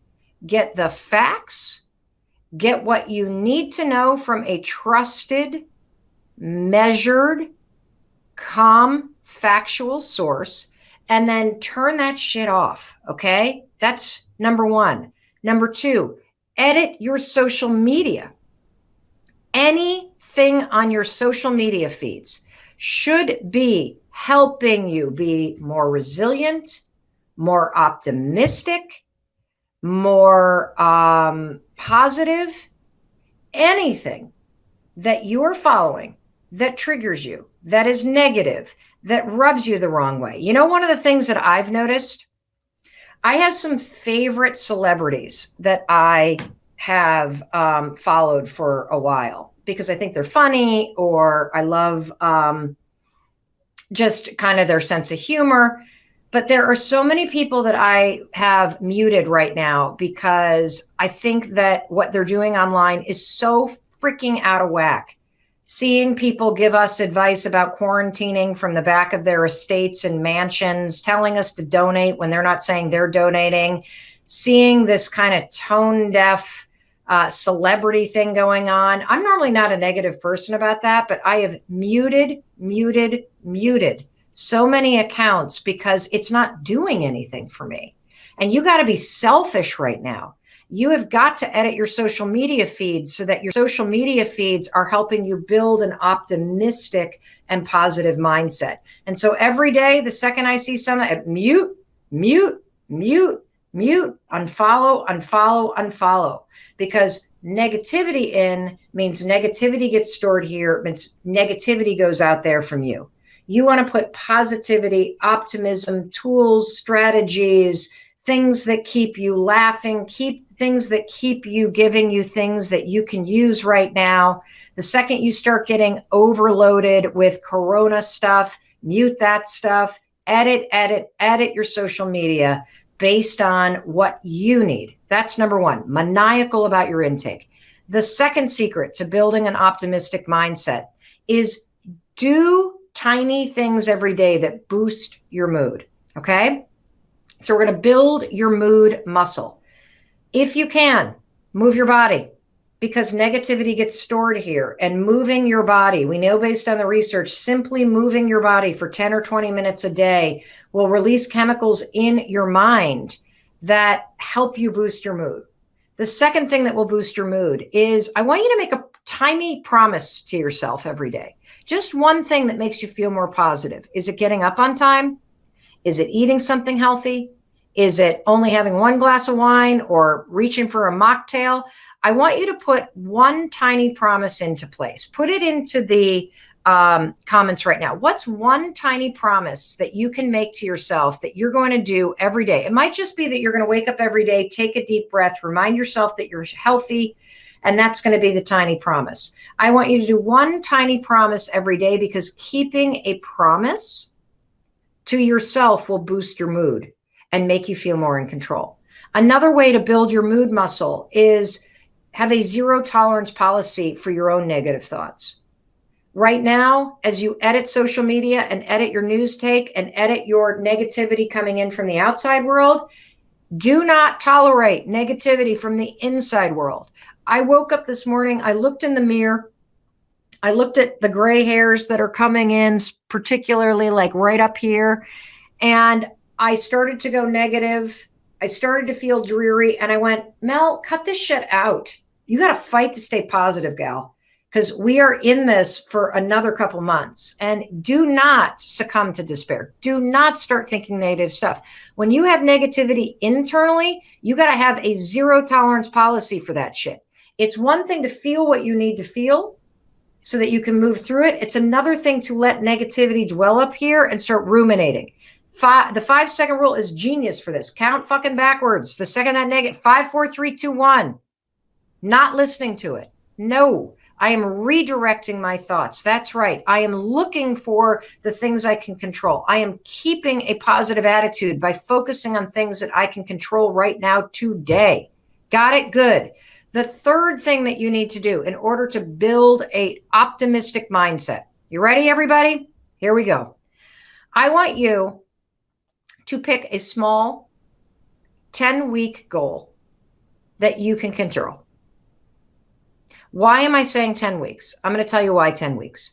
Because I think that we've got 10 weeks ahead of us of physical distancing. I think we've got 10 weeks ahead of us, if we do it right, of life in this weird state. And I want you to pick one thing, one project, that's it, for the next 10 weeks. That's your personal project. It's something you can control. You ready? Something you can control. We're talking about how to build the skill of an optimistic mindset. And part of an optimistic mindset is focusing on what you can control. And I don't want you to jump ahead and worry about what's coming in the future. I want you to stay in this moment with me. I want you to realize that if you took on one small project for the next 10 weeks that you could control, something you've wanted to learn, some skill that you would love to have, some deficiency in your resume or your experience that you could gain in the next 10 weeks. There is something called YouTube University. That's right. Professor YouTube has so many tutorials out there. It's amazing. Right now, my husband is taking a Buddhist meditation teacher training class. My daughter is taking 2 classes. She is learning how to be better at Excel, because she thinks it will help her with her summer internship. And it's something she was nervous about during the interview process. And she's also taking a painting class. What is one thing that if you were to use the next 10 weeks and we emerge from this and step into the next chapter of our lives, and you have learned something or you have developed a skill that equips you to feel like you are better positioned to step into this next chapter, you will constantly wake up every day and say, today, I get to take this class. Today, I get to work on this thing. Today, I get to spend an hour polishing my Chinese, working on personal development. I see you. I see Himmy Mom building a website. I see Sephora saying she's going to improve her English. I see Nabil saying I'm going to develop editing and online skills. I see LDG, creative healthy cooking. I see Salio saying, I'm going to find a class on YouTube University. What's a 10-week thing? Oh, I see Jack saying, I'm going to take a French class. I'm going to learn how to crochet. I'm going to begin an online master's program. If you narrow your span of control to managing your mood, to being maniacal about the intake into your mind, and working on a 10-week goal, you will be building an optimistic mindset, because you will have weeded out negativity in from the outside world, which means negativity won't get stored here and it won't get expressed from you. You will have built your mood muscle by forcing yourself to move every day, by keeping a tiny promise to yourself, and by being absolutely zero tolerance for your own negative bullshit on the inside. 5, 4, 3, 2, 1, redirect your mind to something you can control. And having a 10-week personal project where you pick something and you use YouTube University, and you use this moment of time where you don't have anywhere to go and you don't have social distractions. You got time to focus on yourself. These 3 things will help you build an optimistic mindset. Absolutely, positively guaranteed. Can I require this of my teenagers? Here's what I would say about teenagers. One of the hardest things for teenagers right now is their loss of independence. And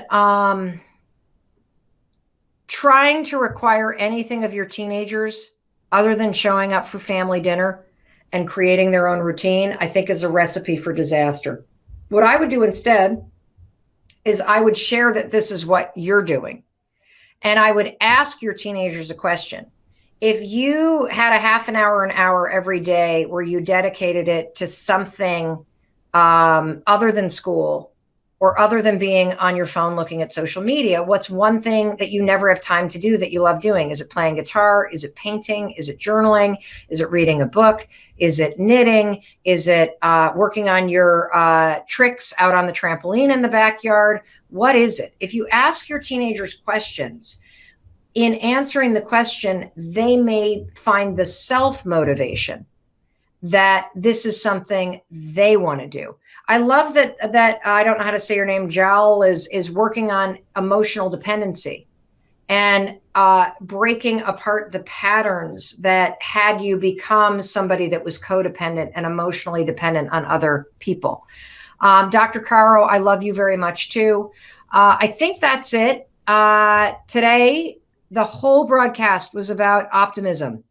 The reason why you cannot allow yourself to get into this pessimistic mindset loop, because it keeps you feeling helpless, it keeps you feeling stuck, it keeps you overwhelmed, and it makes you just stay stuck here. And why you got to build the skill of optimism. Because when you are optimistic, it's not that you are slapping a positive spin on a shitty situation. You are cultivating a mindset where you believe in your bones, your soul, every part of your being, that no matter what you're facing, you can have a positive impact on how you experience what you're facing, because you can choose what you think about and you can choose how you respond. And when you start to develop an optimistic mindset, it creates more optimism. It helps you see solutions and opportunities. It makes you feel more in control. It gives you things that you can focus on. It begets the ability to feel empowered, which only creates more empowerment for you. And the three things that you can do to create an optimistic mindset is, number one, here's the three secrets: be maniacal about what you allow into your mind. Totally. We do not turn the news on in this house. We don't allow it, because you know the old saying, if it leads, it bleeds. There's nothing but negativity coming off of the news right now. So there are a few things that we check.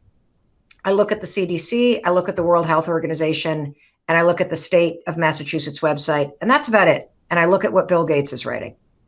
And once I have the facts, I just focus on what I can control. I focus on my safety. That's it. I've also, every day I edit social media.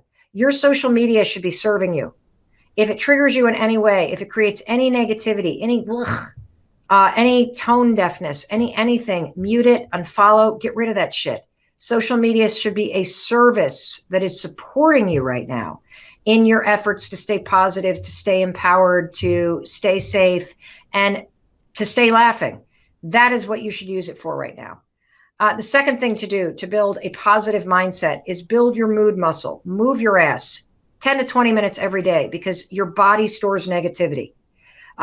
Make a tiny promise to yourself that you're going to keep every day, because keeping a small promise builds confidence, makes you feel like you're in control, and it creates momentum. And zero tolerance for your own negative bullshit. You got it? It's one thing to feel feelings, to move through them. It's another thing to let negativity sit up here and make you ruminate. 5, 4, 3, 2, 1. In 5 seconds flat, you feel your own negativity. You get that bullshit out of there. You got no room for that stuff right now.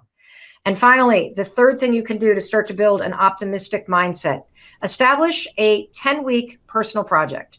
This is something that you are excited to do, that you usually don't have time to do. Why 10 weeks? Because I think that 10 weeks is going to see you through this moment of time. Use YouTube University to watch tutorials. Take small step every single day.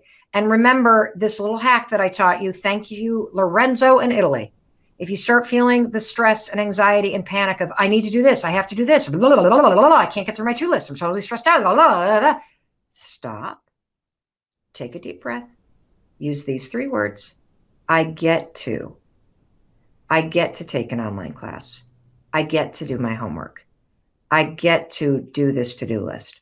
I get to be home with my family. I get to have this time alone.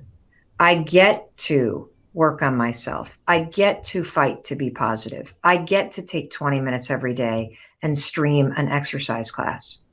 It will flip your mindset into one of optimism, of control, and gratitude.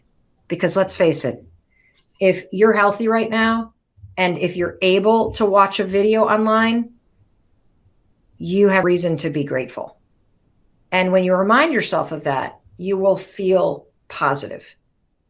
Somebody just asked me why Bill Gates. I'm going to answer real quick, because he's one of the smartest human beings on the planet, who has made a commitment to donating almost his entire wealth to charities. And for the last decade, he and his wife have been at the forefront of global health research and initiatives and taking action. And if there is a man who is informed, who has been studying this, he gave a TED Talk in 2015 about pandemics, about world health, where he predicted this. He is talking about the fact that there are 3 things that we need to do right now. And one of them is we need to all be enforcing physical distancing for 10 weeks. We need to develop a way for everybody to test themselves so you know whether you've been exposed or not. And we need to collaborate globally on a vaccine. All 3 things based in fact and research, all 3 things that are measured and calm, all 3 things that make a hell of a lot of sense that I get behind. And so that's one of the reasons why.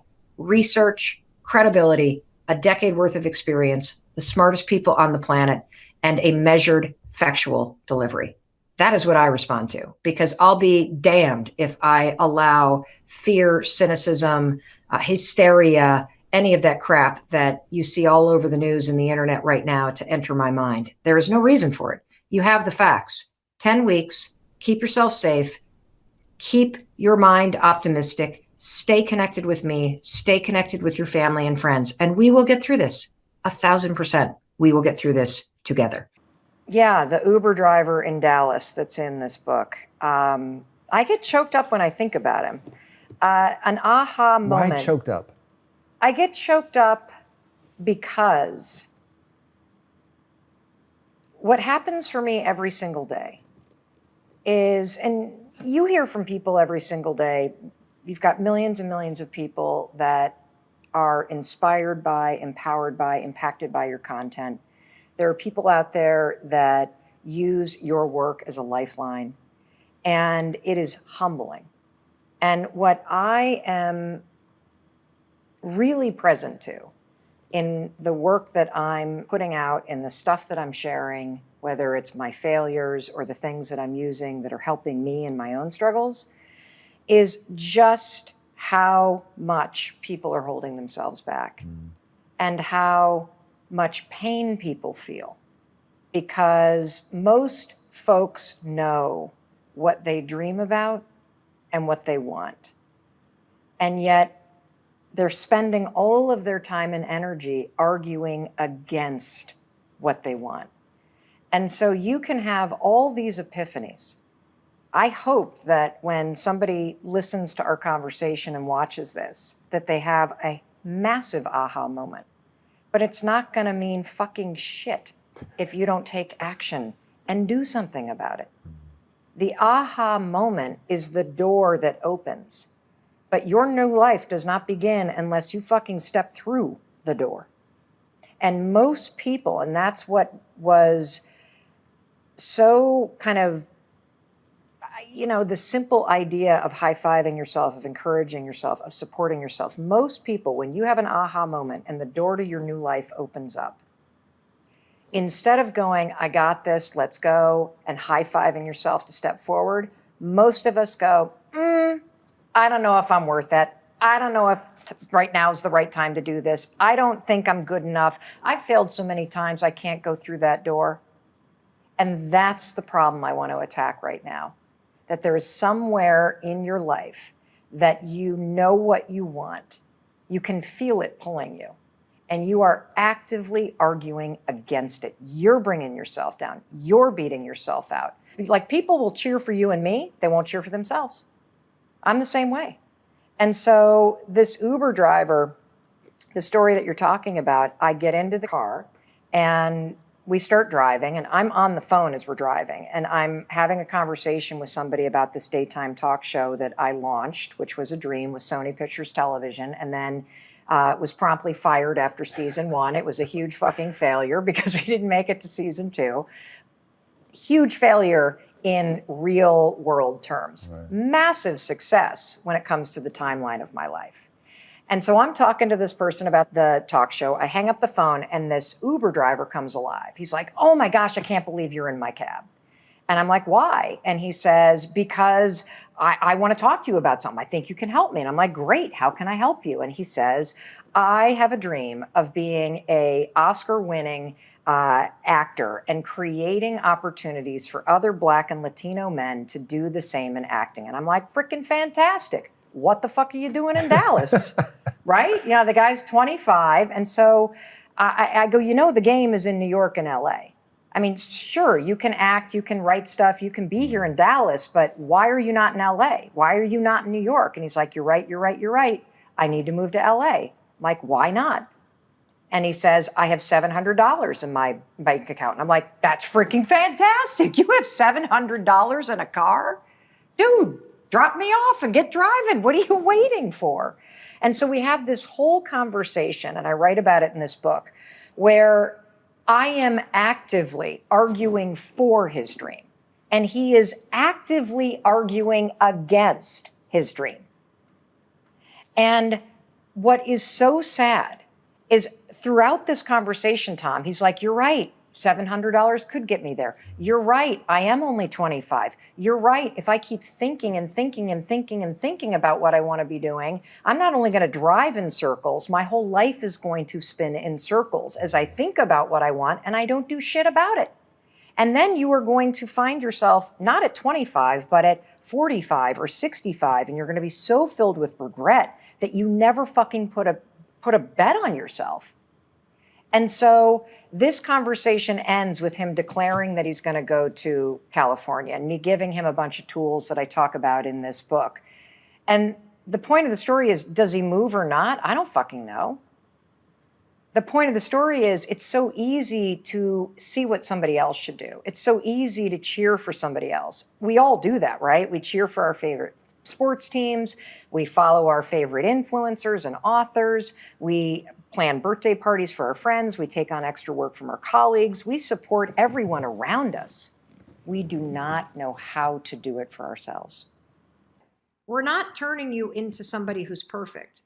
We're turning you into somebody who has perfected the ability to catch yourself when your thoughts start to go negative and to switch into being deliberate so that you can become a problem solver. Because there are worrying, as you've learned in this course, that is productive. And that's the kind of worrying that propels you to take action to solve a problem. And then there's the worrying that's just destructive as hell that keeps you trapped upstairs thinking poisonous stuff and feeling miserable. So when you catch yourself in the destructive kind of worrying, you now know that you have the power to switch gears and think something else. So it is such huge progress that you notice that you're worrying, but you're worrying in shorter amounts of time.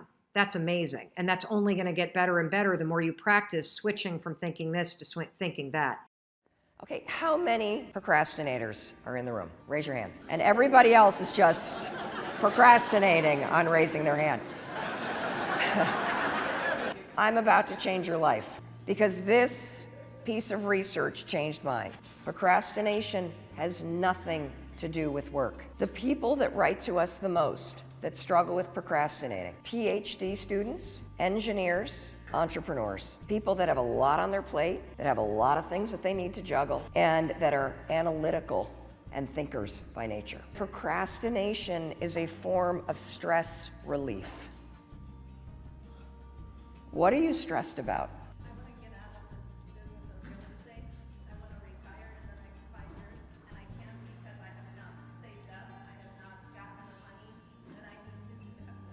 Bingo, and it makes you upset, doesn't it?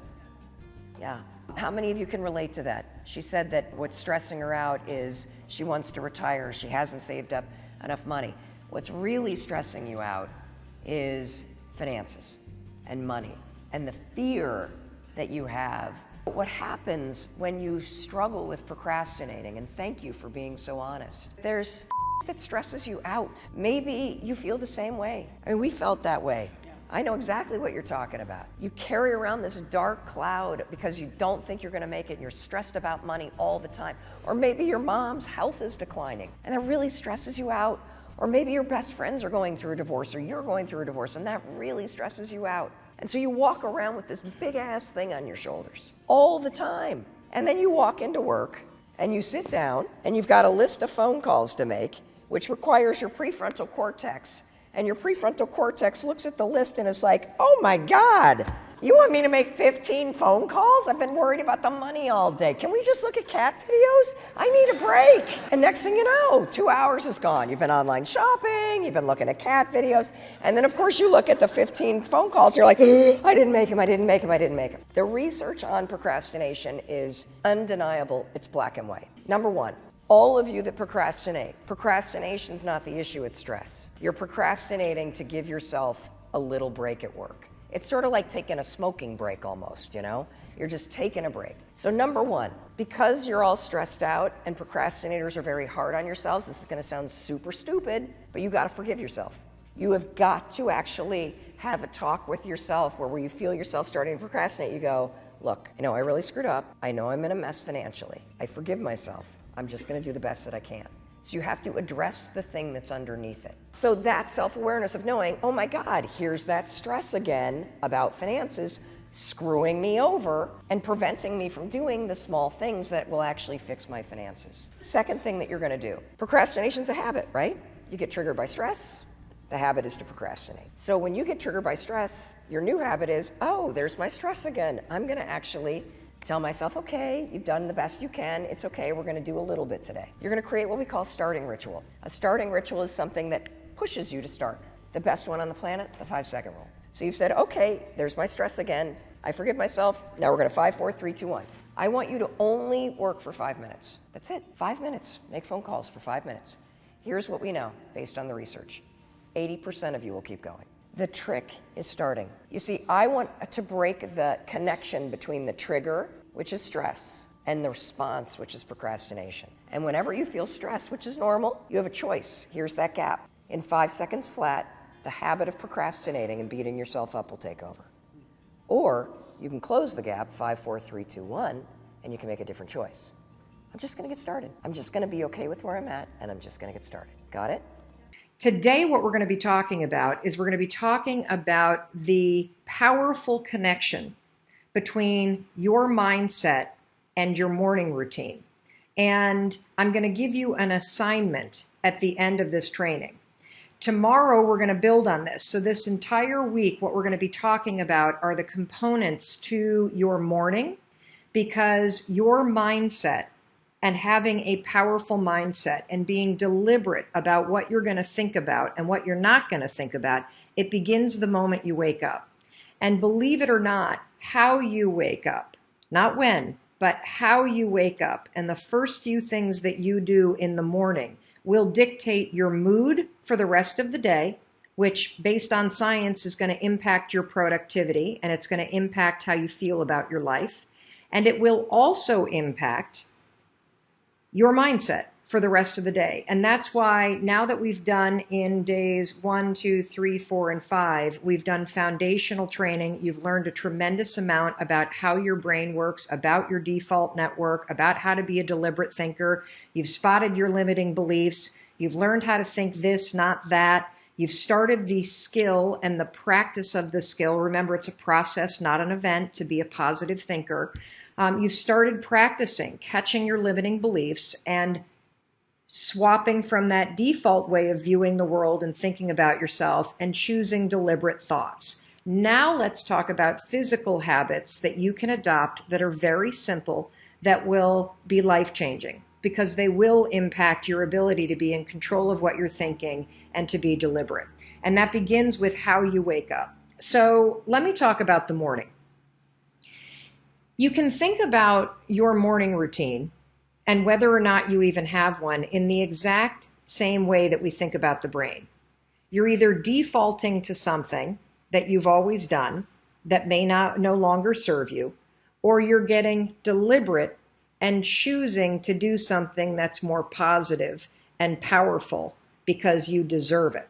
And that starts with your morning routine. So if you're the kind of person where the alarm goes off and you hit the snooze, and then the alarm goes off again and you hit the snooze, and eventually you roll out of bed and you step into your day and you maybe drink a big dark cup of coffee and you skip breakfast and you skip exercise and you're tired, if that's how you start your day, your mindset is going to be impacted by that.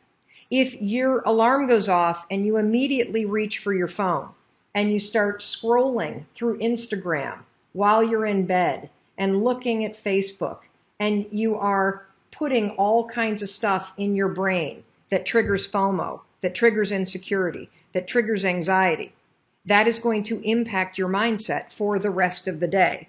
And so starting tonight, I want you to take control and be more deliberate about your habits in the morning. And what we're going to do this week is we are going to build, based on science, the most powerful morning routine that you could possibly have. Sorry, I'm just moving this around so that the Instagram channel is brighter. The most powerful morning routine that you could possibly have based on science. It's super simple.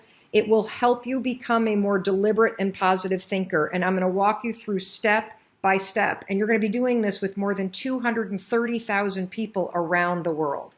So what is the assignment tonight? The assignment tonight is very simple, and you're going to hate it. You're totally able to do this, and most of you are not going to. You're going to let your limiting beliefs and your default mode of thinking stop you from making this simple change. And the thing that I want you to do tonight, this is your assignment. This smartphone right here, I don't want it anywhere near your bedroom. Your assignment is when you go to bed tonight, you are to plug your smartphone in outside of your bedroom. If you live in a studio apartment, put it on the other side of the room. I don't want this phone anywhere near where you sleep. And there's a simple reason why. You're addicted to it. And if it's next to you while you're sleeping, as soon as you wake up, without even thinking, the default mode of your brain will mindlessly reach for this, and you will lie in bed and you will look at your phone. And when you do that, you are putting in garbage into your brain before you even get out of bed. If you wake up anxious, if you wake up overwhelmed, if you wake up feeling like you're losing some imaginary race, if you wake up and you feel dread, if you wake up and feel negative or exhausted, I'm telling you, this is the reason why. And if you want to have a positive mindset this year, and you deserve to, then you also have to get very deliberate about your habits and about your morning routine in particular.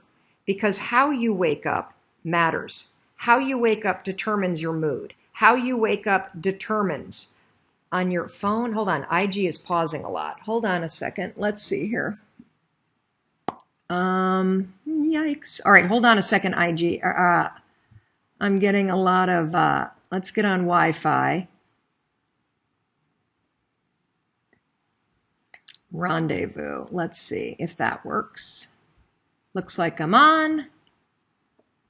Let's go back to Instagram. Okay, let's see if that works. Is that better, Mandy? Thank you for your patience, by the way. Normally, our streams are not as spotty, but when we started this program, I knew that I was going to be traveling 24 out of the 35 days that we're broadcasting live, and tech can be a challenge. And so for those of you that have been hanging in there on Instagram, if it's spotty, jump over to Facebook Live, jump over to YouTube, jump over to Twitter. We're streaming on all 4 platforms at once. And we will also email you a link to this video, which is one of the reasons why, if you haven't yet, sign up for melrobbins.com/mindset reset, because we curate all this information for you and we tee it up for you every day. So thank you for your patience as I am broadcasting from my parents' place. My mother's 70th birthday is tomorrow. And for those of you that are just tuning in because the stream has been dicey, we're talking about the powerful connection between your mindset and your morning routine. In fact, I would say it's not even powerful, it's critical. You cannot have a positive, in control mindset if you don't have control of your mornings. And it makes a lot of sense from a common sense standpoint, right? If you wake up and you're behind the ball. And if you wake up and you've got your phone in your face and you're not even out of bed yet, and you're looking at everybody's perfect life on Facebook and on Instagram and on Twitter, or you're reading the news and getting stressed out, you're absolutely, positively not going to start your day off right. So the assignment that I have for you is a very simple one, and it's one that you're going to be tempted to ignore. Do not ignore this. Tonight, when you go to bed, you are to put your phone as far away from your bed as you possibly can. If you have a bedroom, get your phone charging outside of your bedroom. Turn the vibration off, and you can turn the ringer on. And here's why. I know many of you are single parents. I know many of you have jobs where people need to get a hold of you. Instagram is reconnecting again, so I don't know what to make of this. I apologize for the feed on Instagram, everybody. But if you start your day by looking at this, your mind is hijacked and you're going to be playing catch up all day long. I want to give your brain a fighting chance to be deliberate. Tonight, what I want you to do is sleep without your phone. Plug your phone in outside of your room. And then when you get up, you're going to notice something. You're going to notice that you automatically reach for your phone. Your phone's not going to be there. You see, we're setting a trap. We're setting a trap so that you don't fall into the default mode of laying in bed and looking at that thing. I want to give you a chance to catch your thoughts. I want to give you a chance to do a couple things in the morning based on science that will give you control over your day, that will boost your mood, and that will help you develop a much more deliberate and positive mindset. So you got it? If you're going to do this, I want you to put the bicep pump curl, emoji, or give me a thumbs up in the comments below if you're going to try this, because it's a lot harder than you think. And even those of you that are like, oh, I don't look at my phone, baloney. Every one of us is addicted to this thing. I'd like to take some questions real quick about mindset, about the mindset morning routine connection, about the cell phone, or about anything related to mindset reset. Danielle from Facebook, I love routines as well, but what if you let go of your routine? Can you still embrace yourself and the day? I'm not sure I understand the question. I love routines as well. I think that yes, you can, if what you're basically saying is you have a morning where you don't do your normal routine and now it's noon and you realize, my gosh, I've spent the morning in a negative mindset. Can you catch yourself? Absolutely. You absolutely, at any moment during the day, can catch negative beliefs. You can catch limiting beliefs. You can catch yourself when you default to the negative things that you've trained yourself to think. And you can 5, 4, 3, 2, 1 in 5 seconds flat. You can switch to a more positive belief. Absolutely. You can change your attitude like that. No question. You can put the force fields up if you feel yourself getting sucked into somebody else's drama. What I'm trying to tell you is that while that's possible, and while you should do that all day, particularly as you are practicing the skill of having a positive mind, I am here to tell you, based on personal experience, that when you start to own your morning, and when you start to take your morning routine seriously as a habit that you develop that contributes to your mindset and your happiness and your sense of control, it will change your life. If you're concerned about anxiety, having a morning routine that I'm going to walk you through step by step this entire week, this is key to curing yourself of anxiety. And it begins the night before. So Betsy asked, is it better to prep the night before? Absolutely. So the night before, I always plug my phone into the kitchen, or I plug it into my closet. I turn off the alerts on my text messages. I turn off the buzzing, and I leave the ringer on in case there's some kind of emergency. My kids know that they should call me if they need to reach me. We have a daughter who's in college, and kids are all over the place these days. My business partner knows, call me if you need to reach me. Do not text me. And that one habit has changed my mindset for the better. It's changed my life for the better, because when I wake up in the morning, I actually get out of bed. I don't scroll through my phone. And because my phone is nowhere near me, I don't even reach for it. I spend the first 30 minutes to an hour of my day before I even look at my phone, and it has been a game changer, both in my ability to cure my anxiety and in my ability to be deliberate about what I want, A, to be thinking about, and B, what I want to be focused on for this day. Tatiana on Instagram, I switch my phone to airplane mode or turn it off completely for the night. Is this okay or the equivalent? It's definitely okay, but I don't want it near your bed because I don't even want you tempted to reach for this thing and to start scrolling through it. We live in a moment of time, here comes my father, where we need to have major boundaries with our phone. This right here, it's supposed to be a tool, but we have become the tool. Advertisers know that they can make money on your attention. So when you look at this, whether you're looking at your email or you're looking at Facebook or you're looking at social media, you are giving the world your most precious commodity, which is your attention. And so you're going to hear me hammer the fact that boundaries with this, essential for your mindset, essential for your happiness, essential for your success. Vicky from Twitter, why is morning routine so important? What 2 to 3 items should be a part of it? Why is the morning routine so important? Couple things.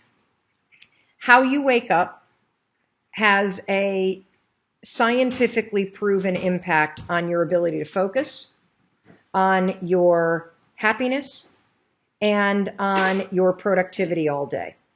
This is not something I've made up. This is well-established research. And I'm going to be explaining it to you in bite-sized pieces all week long. And so to preview it, we're going to be talking about this tomorrow morning. The 2 to 3 pieces of it are, for me, I wake up when the alarm goes off. And I'm going to explain the science why the snooze alarm is horrendous for your productivity. It actually impacts the way that your brain functions when you do it. We'll explain that in a training this week. I then get up, and for the first couple minutes of the day, I plan my day. And I have a particular process that I go through that leverages something from Harvard Business School called the progress principle. I have a mindfulness practice. That could be anything that you want. It could be gratitude journaling. It could be meditation. It could be 5 slow, deep breaths. It could be taking your dog outside for a walk. And then on mornings when I can, I have a micro exercise practice where I do planks for 5 minutes or I do something to get my blood pumping on the mornings that I can. I do all that before I ever even look at my phone because I put myself and my mindset first deliberately before I ever allow the world access to my mind. You do not want anybody to have access to what's going on up here until you've gotten deliberate about what you're thinking about first. So that's a preview, but I'm gonna, as I promised, this was gonna be bite-sized stuff. If you've already watched the first 10 minutes of this, you got the training for today, which is the powerful connection between your mindset and your morning routine. And your morning routine begins the night before when you plug your phone outside of your bedroom and you go to bed without your phone anywhere near you. The other reason why that's important is we know based on research that the blue light on these things impacts your ability to fall into a deep sleep. Sleep is essential for you to have a healthy mindset. And also when you wake up, if this is next to you, 87% of adults sleep with their phones or next to their phones. And 33% of adults check email in the middle of the night. And so whether you're willing to admit that or not, we want to break your habit of giving the world access to your mind, and we want to make you more deliberate about how you are with your phone. And the reason why is it has a direct scientific researched impact on your mood and your mindset all day. I have time for just 1 or 2 more questions. If you have any other questions about this, seeing a ton of, but my phone is my alarm, I have kids. Do you see the excuses, everybody? What's more important?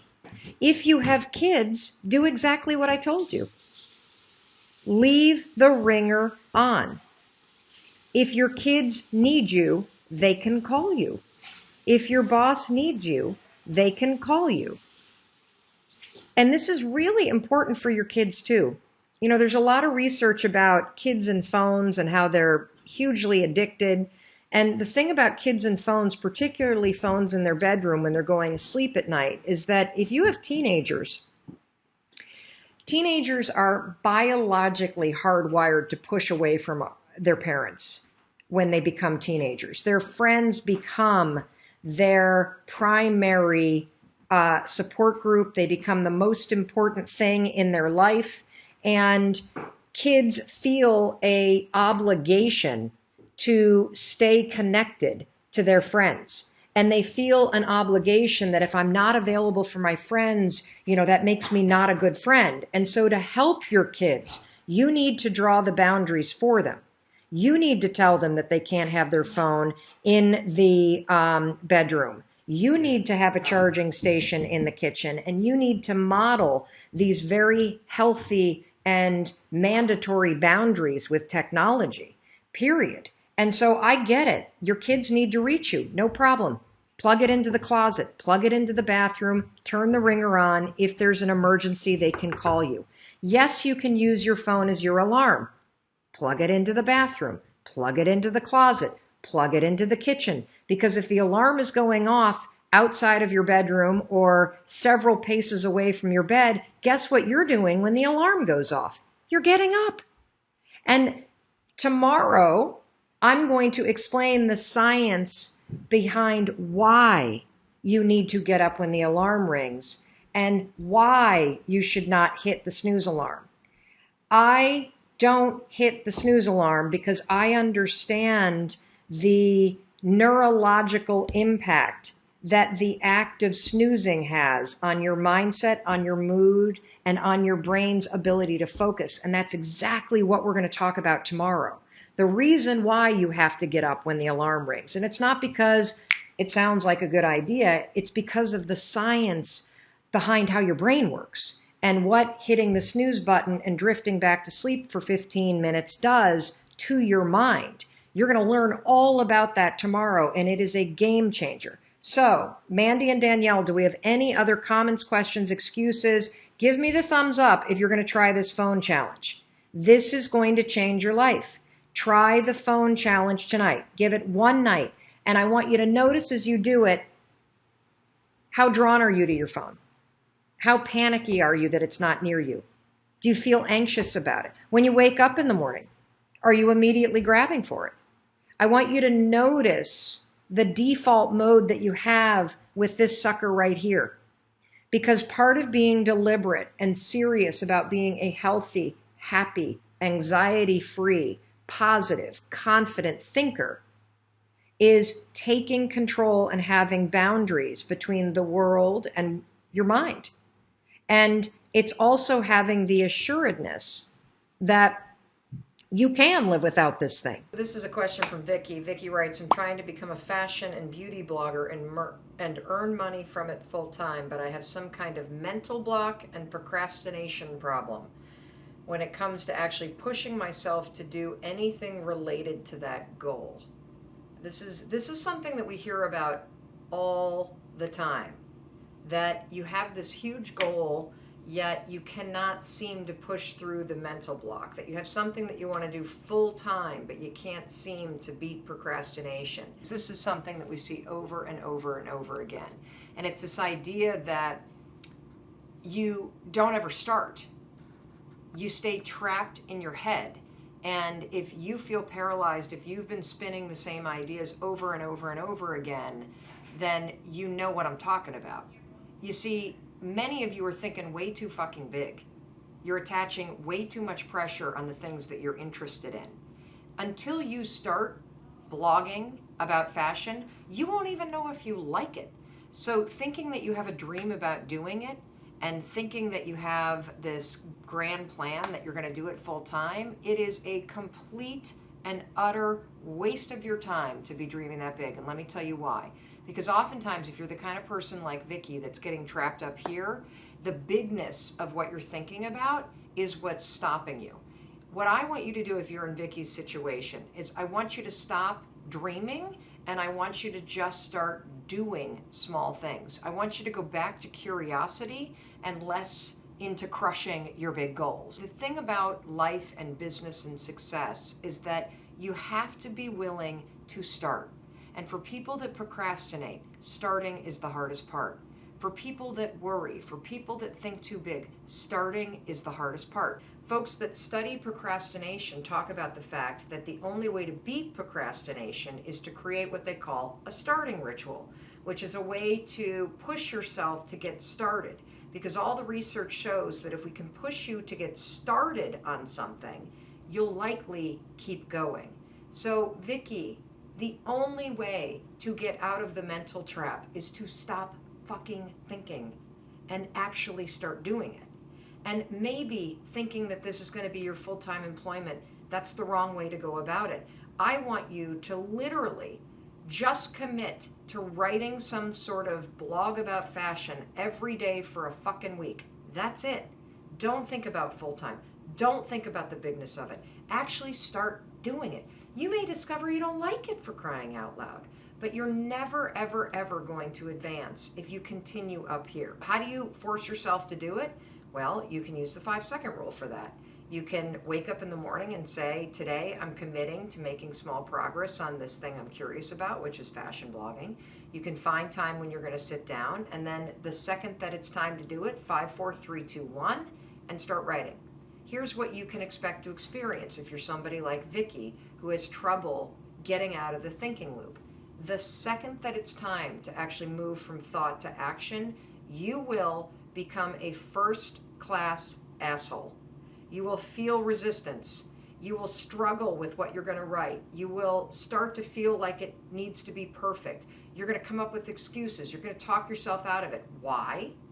Well, because you're used to thinking, and now you're asking yourself to do. Why am I explaining what you should expect? The reason why I'm explaining what you should expect is because it's normal to feel those things. It's normal to feel scared. It's normal to feel like you don't want to do it. It's normal to think about doing it perfect. Letting those things stop you is a choice. So, let me recap. You're the kind of person like Vicky that's got all these big ass dreams, but you can't get out of your thinking loops. You can't stop procrastinating. You can't stop thinking about it. You get overwhelmed, and so you do nothing. The only solution is micro action. That's it. I don't want to hear shit about your big goals. In fact, for everybody out there, I don't want to hear shit about your dreams and your goals until you're actually taking the actions every day for a couple weeks straight. You don't get to talk about your dreams until you can prove that you wake up and every single damn day you push yourself to take one small action forward. If you can do that consistently for a month, then you can start talking about your dreams. Then you can start talking about how you make money at it. Then you can start talking about how you build skill around it. But until you can actually get your ass out of bed and make the commitment to yourself to do the actions required to become a blogger, or to be a blogger, not become, to be a blogger, to be somebody that's in the restaurant business, you're just all talk. That's all I got to say on this. Hey, it's Mel. Thank you so much for checking this video out. And if you like this one, I have a feeling you're going to like this one too. I'll see you there.